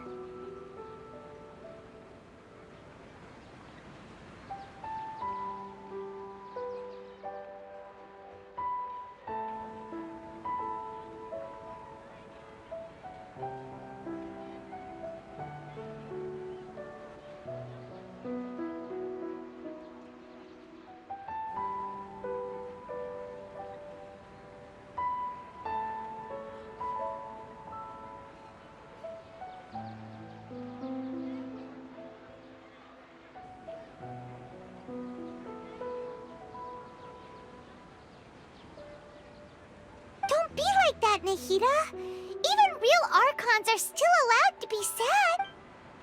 To prevent more tragedies like this, we must end the samsara as soon as possible. Great, but how do... Although the Sumeru Festival dream is under the Akasha's control, only humans can dream. Even the Akasha is unable to create them. That means this dream belongs to a host who created it. Huh? Well, if this is someone's dream, then everything here must come from deep within their consciousness. Which means, with the power of imagination, they can change anything in this dream. Imagination? Imagination means breaking through what you perceive as... Like when a server at a tavern brings a plate to you, you'd naturally assume that food is on it. However, if you're the dream's host and you become aware that you're dreaming, when you imagine gold and more on the plate, the dream will respond in kind. And the server really will bring you gold and... But right now, our host is unaware that this is a dream. No matter how many times, find some way to make that person realize that they're dreaming. Usually, once that happens, the person will wake up and the dream samsara will be broken. How are we going to find them, though? If it could be anyone, it'd be like looking for a needle in a haystack. And even if we did find them, how are we supposed to make them realize they're dreaming? After all, like you said, don't wake a sleepwalker. It's extremely difficult, yes. But the only ones who can do it are you two. Remember, everything you've achieved up to this point has all been for the sake of finding the host and ending the samsara. As for me, during this time, I'll be out of town. Out of town? Are you going to that place full of dreams where the traveler went? Yes. I want to try something. There must still be a small wisp of possibility. Hurry and go. Dreams are supposed to be fantastical, romantic, and full of pleasant surprises. Unnecessary things like this samsara need to end. She was such a good person. Yeah, but we mustn't lose. Paimon's wondering, do you think the sages would get one of their own to be the host of this dream? Huh. That's true. So, who do you think the host of the dream is? Oh, that would make sense. Fair. Let's go ask him some...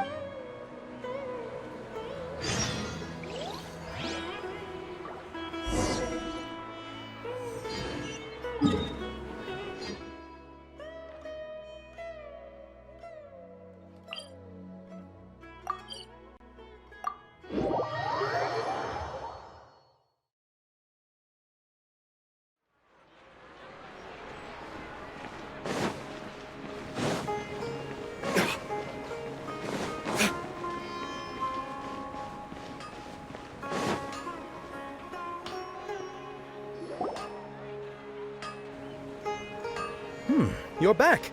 You left in a hurry last time. Is everything okay? Everything's fine. Just... An experiment? That came out of no... Could you... make a wish? You want me to make a wish? Is that a new... Less questions! More wishing! Okay. My wish. Okay. I'm a little nervous saying this out loud, but I want Miss Dunyarzad to be happy. Oh. I noticed earlier that she looked a bit down, and she wasn't really talking to anyone. She just doesn't seem like herself. She's always so gentle and kind, and all the kids love her.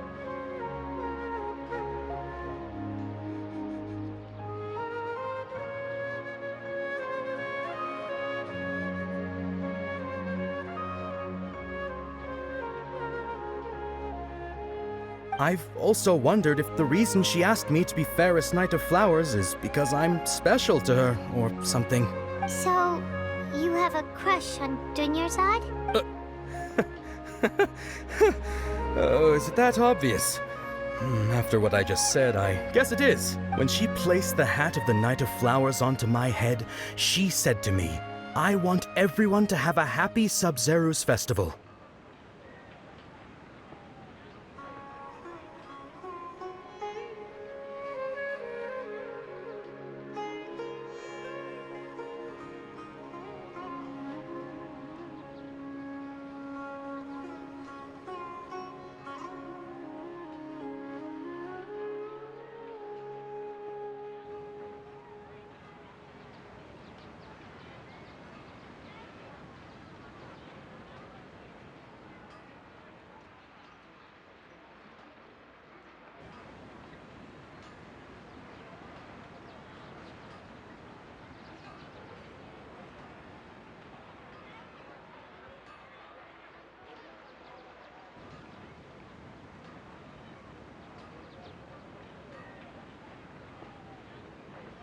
What she didn't realize was that I'm not that interested in how everyone else feels. In that moment, I just wanted to be her Knight of Flowers for the rest of my life. 50 years? 100 years? I'll serve her till the end of time.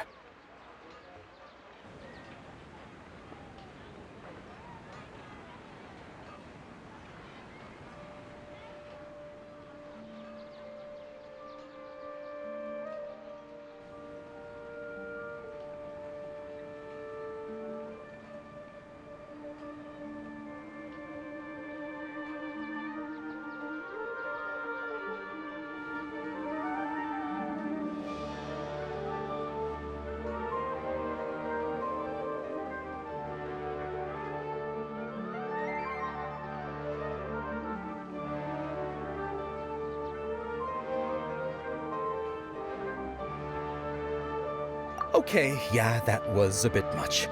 Felt like the right moment to get it off my chest, but that was pretty embarrassing.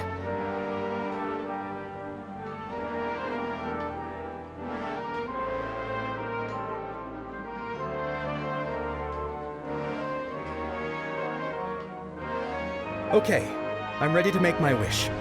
I would like Miss Dunyarzad to appear in front of me right now with a smile on her face. Here goes. Please come true. I'm gonna open my eyes. Oh.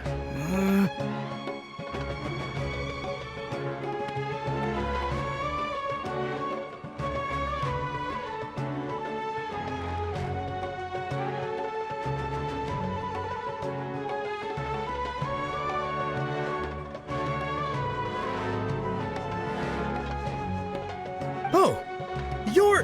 What? Fucky? Sorry, but only one portion of Yelda candies per person. Back home you go. Nice try, you two.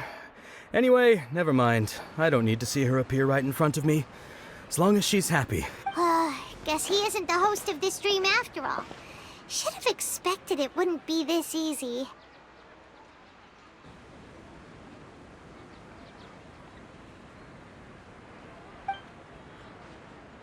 It seems like everyone who knows Dunyarzad loves her.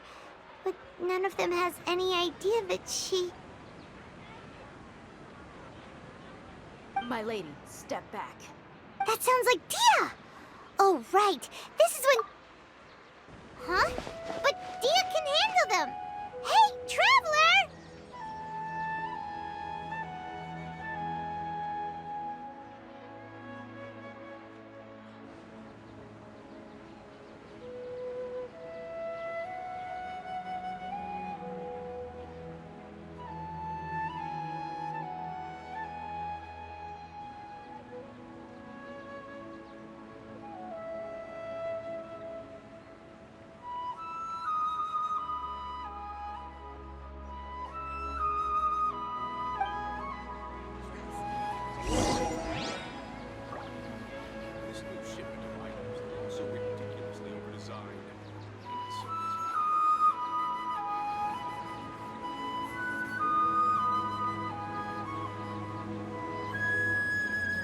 Guess we can rest a bit.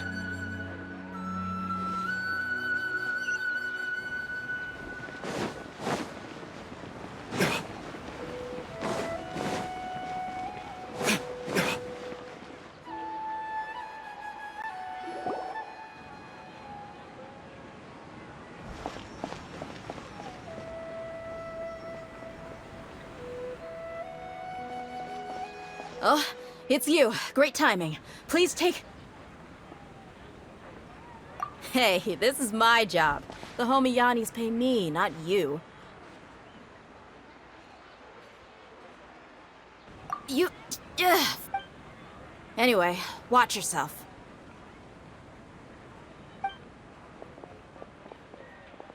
So you got yourself some backup.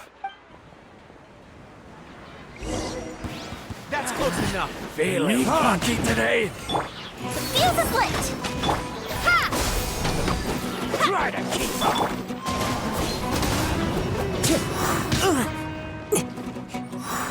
Of the jungle. Time for retribution. Propagate! Time for a light show! Here come the fireworks!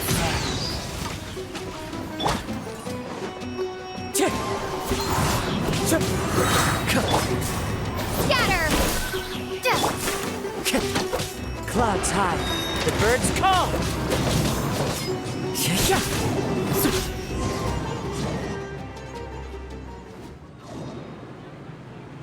Traveler, were you just taking your anger out on those guys?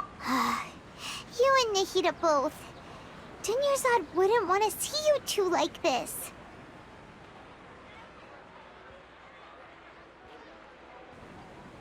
Oh, and speaking of her, Paimon just remembered something. Remember how during the first Sub-Zero's festival, before the Samsara started, we came here with Dunyarzad because she wanted to pick something up?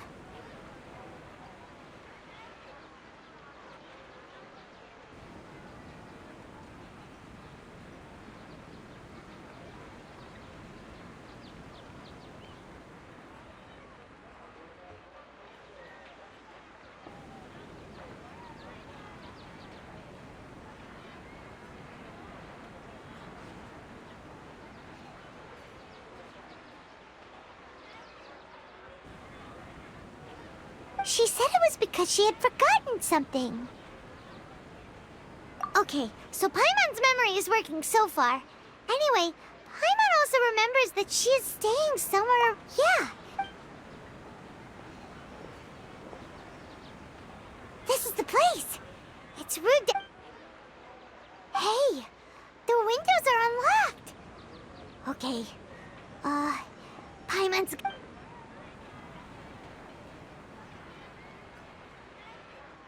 This was only a temporary residence, so there was pretty much nothing inside except this book on the table.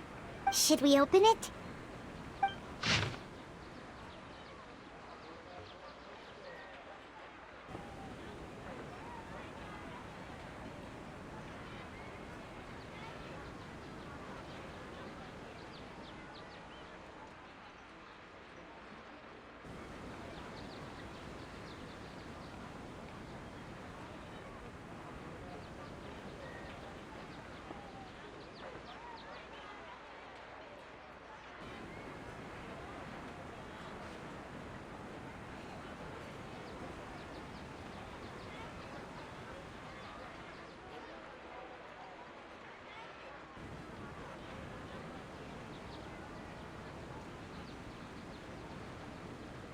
Wow. Dunyarzad wrote all of this, even though she was also busy. She must have wanted to give this to us as a gift on the day of the Sub-Zero's festival, right? If we hadn't found this book, we never would have known. But now that we know, we can't even... Hey! Where are you off to now?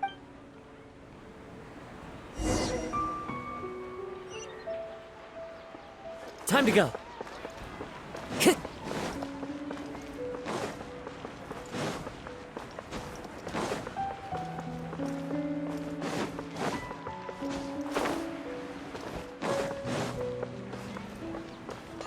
Time to go.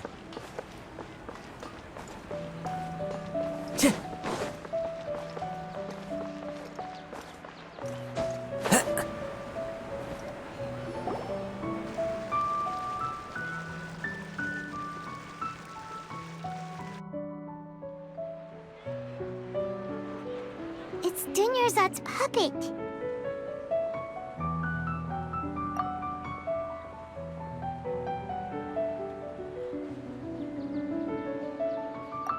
Traveler? You must be exhausted. Come to think of it, we've been stuck in this place for a really, really long time.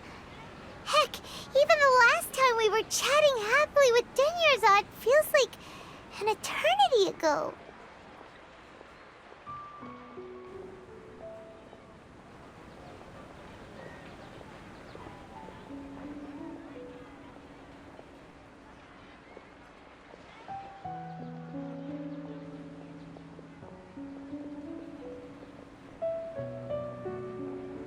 Paimon still remembers when we were sitting here, and the way her eyes sparkled when she talked about Nilu's... There will always be frustrations in life, but I know that the point of living is not to leave behind any regrets.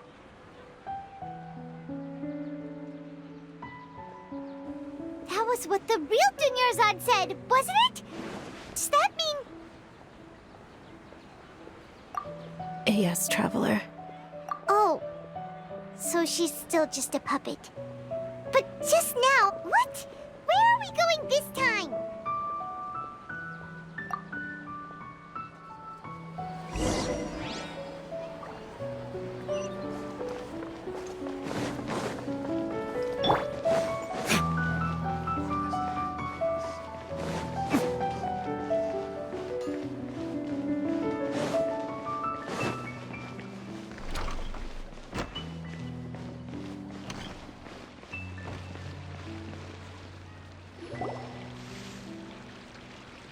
If you continue to resist, the Grand Sage is...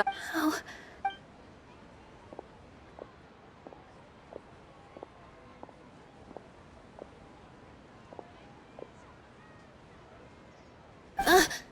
Traveler? Traveler? Traveler?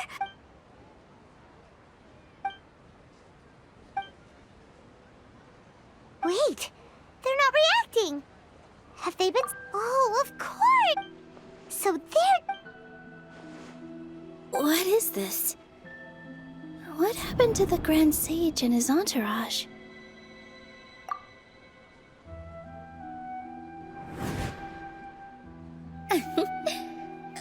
Yes. The Greater Lord brought forth new Padisaras in memory of the goddess of...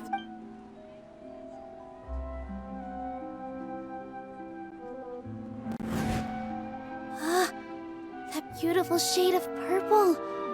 But didn't you just say all the real flowers went extinct? Yeah. What's huh? You guys are acting weird.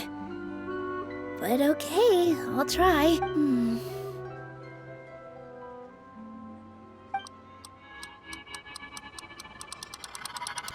Hey! Guys, purple Padisaras don't exist in the real world anymore. It's just like the example Nahida told us. People assumed there will be food on a plate, and Nilu assumed there would be real Padisaras in the flower pots. So when you saw the flowers, you instantly knew it was Nilu? But if we want to end the samsara, we need... How should we make Nilu... Am I dreaming? Huh? So I'm right. Wrong guess, but you aren't completely wrong either. The point is... What made you think this is... As far as you know, people in Sumeru don't dream, right? Yeah, but have you heard the tale of the first sage? To prevent a calamity, he went on a journey to find the Sumeru Archon. Ooh, sounds familiar. Dunyarzad told us a story. Yep, but in the part you heard, he hadn't become the first sage yet. There's more to the story. His piety and wisdom were acknowledged by the Sumeru Archon, and she finally gave her blessing to him. All kinds of spectacular scenes appeared in front of the first sage, as if all the knowledge in the world was being painted onto a canvas right before him. He was captivated. After who knows how long, he mastered all the knowledge he could comprehend. Afterward, he said to the Sumeru Archon, "I miss my parents, my wife, and my children. I've been away from home for far too long. They must be worried."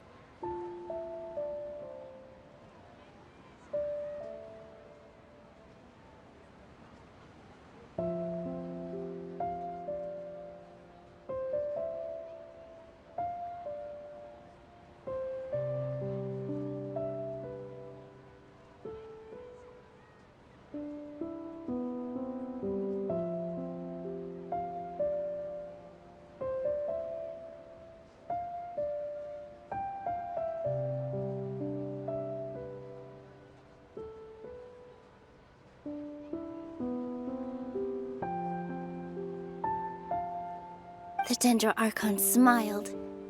The next second, the sage found himself lying in his bed, as if he had just woken up from a dream.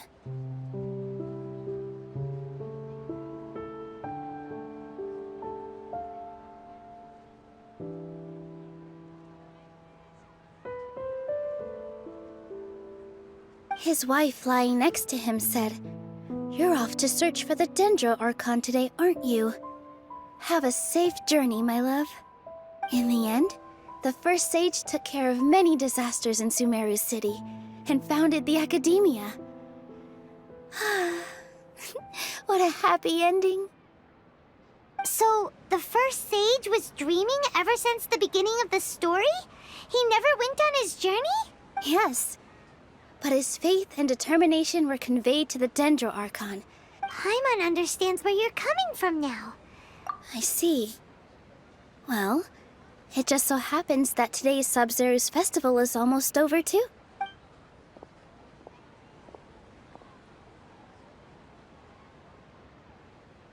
Since we're in a dream, let's make this final dance of Sub-Zero's as beautiful as we can.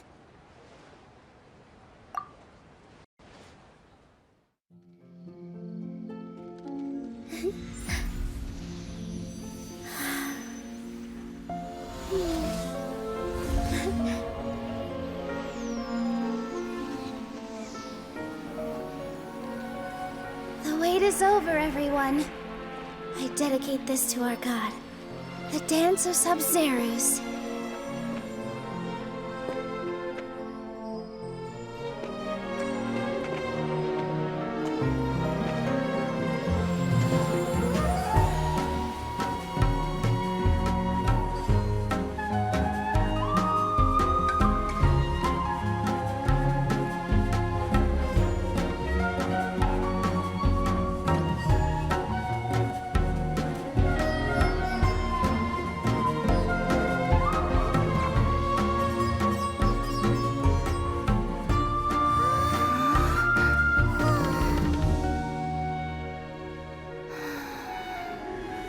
I'd be lying if I said I had no regrets.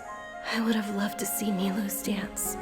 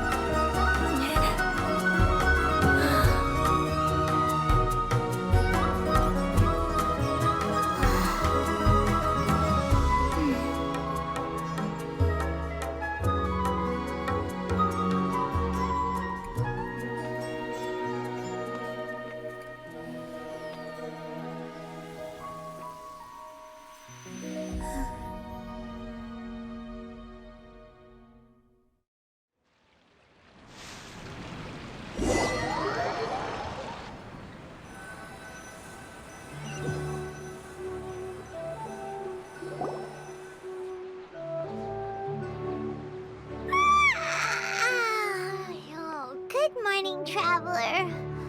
Oh, Paimon feels like she's been asleep for the longest time. Paimon's head feels super heavy. Did we oversleep? Do you even remember going to sleep last night? Paimon thinks it was after the Sumeru's festival. The Sumeru's festival! Have we finally escaped from the Sumeru Samsara? Quick! Take off your Akasha terminal!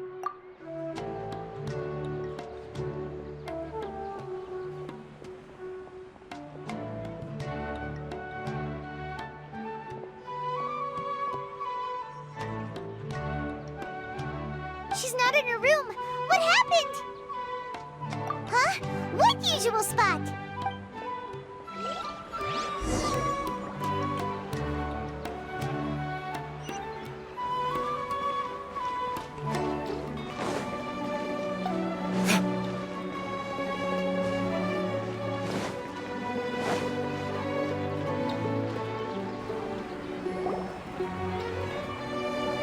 Well done, Traveler and Paimon.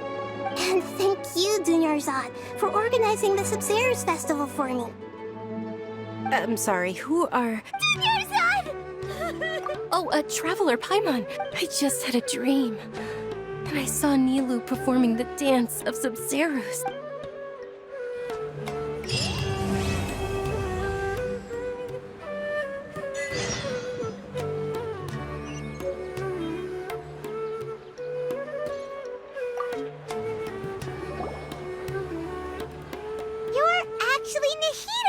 You. Paimon felt like Catherine was acting weird when we met at the Sumeru's festival. And Dunyarzad, did you save her? It's a really long story. We shouldn't disturb her. Her consciousness is still weakened. Let's chat somewhere else. How about by the Traveler's favorite bench?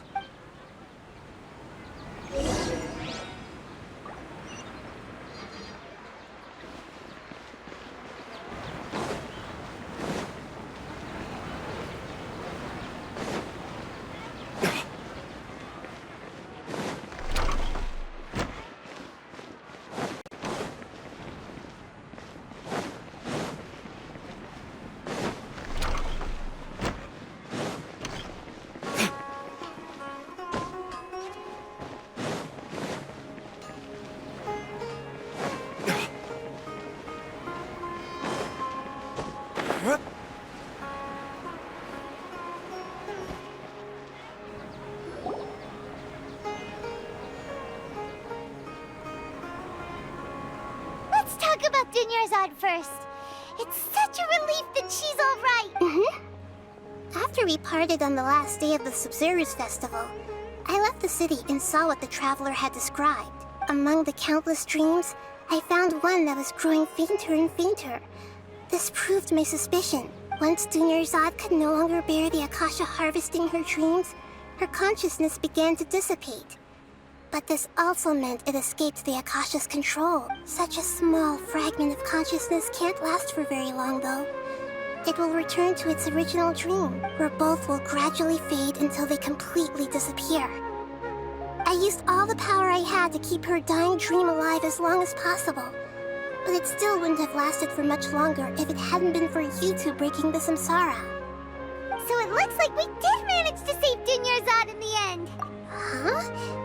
Why are you two smiling so happily? I thought you'd be so moved that you'd start crying. I need to spend more time observing human emotions. Both are fine. Everyone reacts differently. All right. You two must have a lot of other questions for me, right? At the Avidia forest, there was this incense that made the traveler fall unconscious and dream of a huge tree and a red sky. You also heard someone's voice, right?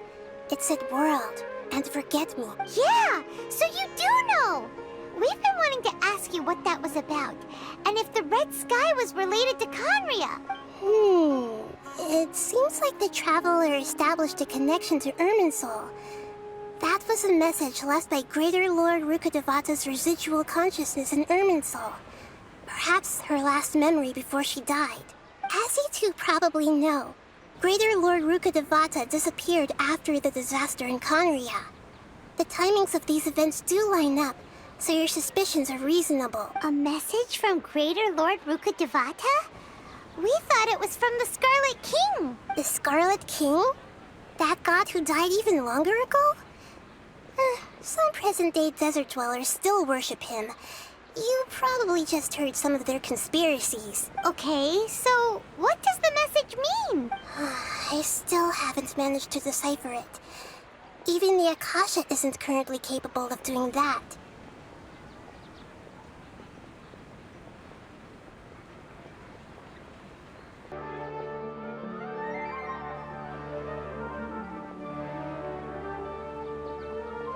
Greater Lord Rukkhadevata's residual consciousness in Irminsul seems to be contaminated with something that has a very dangerous aura to it. Many devoted scholars go mad as soon as they connect their consciousness. I've warned the Academia about this many times, but people still keep falling victim to it. But I believe this is the key to saving Irminsul. That's why I've kept trying to decipher it. So the tree in the vision was Irminsul? Oh, Tainari also said that Irminsul is sick! Is it because of the contaminated conscious? But even if you can't figure out what that vision was all about, it seems like our search for you was all in vain. The traveler wasn't affected after coming in contact with that consciousness. I've never seen anyone like that. With you here, we may have a chance at deciphering it. No, we must decipher its secrets. I've already eliminated all other factors that might affect Irminsul. This is the only one left. This puzzle has life and death at stake. It could determine Irminsul's... To be accurate, I'm using the Akasha as a medium to occupy... How did you... Theoretically, I can enter anyone's mind as long as they're wearing their Akasha. The Akasha is the legacy of Greater Lord Rukkhadevata. As Lesser Lord Kusanali and the first Akasha Terminal, my consciousness has always been linked to the Akasha. I've always respected my people's free will, so I've never actually occupied their consciousness. When necessary, I just borrow this bionic Snezhnayan puppet. Hold on. Did we just learn some... What about your own body? Why do you need to borrow other people's? Don't you live in the sanctuary of Surasthana? That story begins a long time ago. After Greater Lord Rukkhadevata disappeared, the sages found my newly born self and took me back to Sumeru. At that time, I was young and weak. The sages kept me in the sanctuary of Surasthana, ostensibly for the sake of protecting me. But I've hardly heard from them since. However, I do understand that they had hoped to find Greater Lord Rukkhadevata instead of me, a symbol of her passing. So, the sages basically put their new Archon under house arrest? How dare they! Why don't you teach them a lesson, Nahida? In some ways, they aren't wrong. Greater Lord Rukkhadevata was omniscient and omnipotent. Even after her death, the Akasha is still empowering this nation. And I'm still really far away from being able to call... Yeah, you got a lot of believers. Just look at the Sub-Zero's festival. Everyone who showed up truly loves you. Thank you for the kind words. But I honestly don't need. Trying to find a way to save Irminsul is my life's mission and top priority. I will work on that, and try to live up to being a deity in the meantime. Every once in a while, I will also take up the duties of the God of Wisdom and enlighten the lost. There has never been any big problems with the Academia's governance of Sumeru. This is the first time I've seen them step out of line. I wonder what caused them to go down this path. Even though the city's residents haven't noticed anything strange, if the Traveler hadn't broken the Sumeru samsara, the situation could have become dark. I tried to do some investigating in the Akasha, but I couldn't find anything suspicious. And all the people of interest seem to purposely avoid wearing their Akasha terminal. I think they're deliberately trying to hide something. Oh, that reminds Paimon. In Gandharvaville, there was a sage who had invited Kainari to join some kind of project. Could it be related? Regardless, I need to first investigate the sage's motives, make things right, and punish them if needed. But I'll have to be discreet, or they'll see me coming. You mean how the Akasha stops you from having dreams? Yeah, it's been such... It's not that no one noticed. It's more like no one cared. Ultimately, it's all rooted in the sage's misdirection. Misdirection? The sage has convinced everyone to believe that being unable to dream is a sign of rationality and wisdom. Not dreaming is a badge of honor in Sumeru, even if the truth is that their dreams are being reaped by the Akasha. With their propaganda in place, the sages can maximize their use of the Akasha to facilitate their research. Besides, Greater Lord Rukkhadevata must have created the Akasha in the hopes that it could be used to its full potential. That's why I've never come out strongly against this. Anyway, the perspective advocated by the sages drowned out any voices of doubt. By now, even those who never use Akasha terminals find it too shameful and embarrassing to talk about their dreams. Got it! I hope my answers were satisfactory, seekers of knowledge. To be honest, maintaining Dunyarzad's faith... Oh, and you don't need to worry too much about the sage's activities for now. Go and get some sleep. What a relief.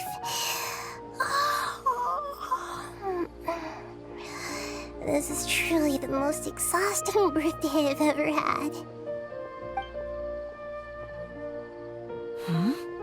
Traveler? Paimon? Why am I here? Do either of you know? Maybe you were sleepwalking. You know you can't wake up a sleepwalker. We happened to walk by, so we thought we'd wait for you to wake up. I see. Huh. I should visit my maintenance personnel sometime. Oh, I'm fine. I better go.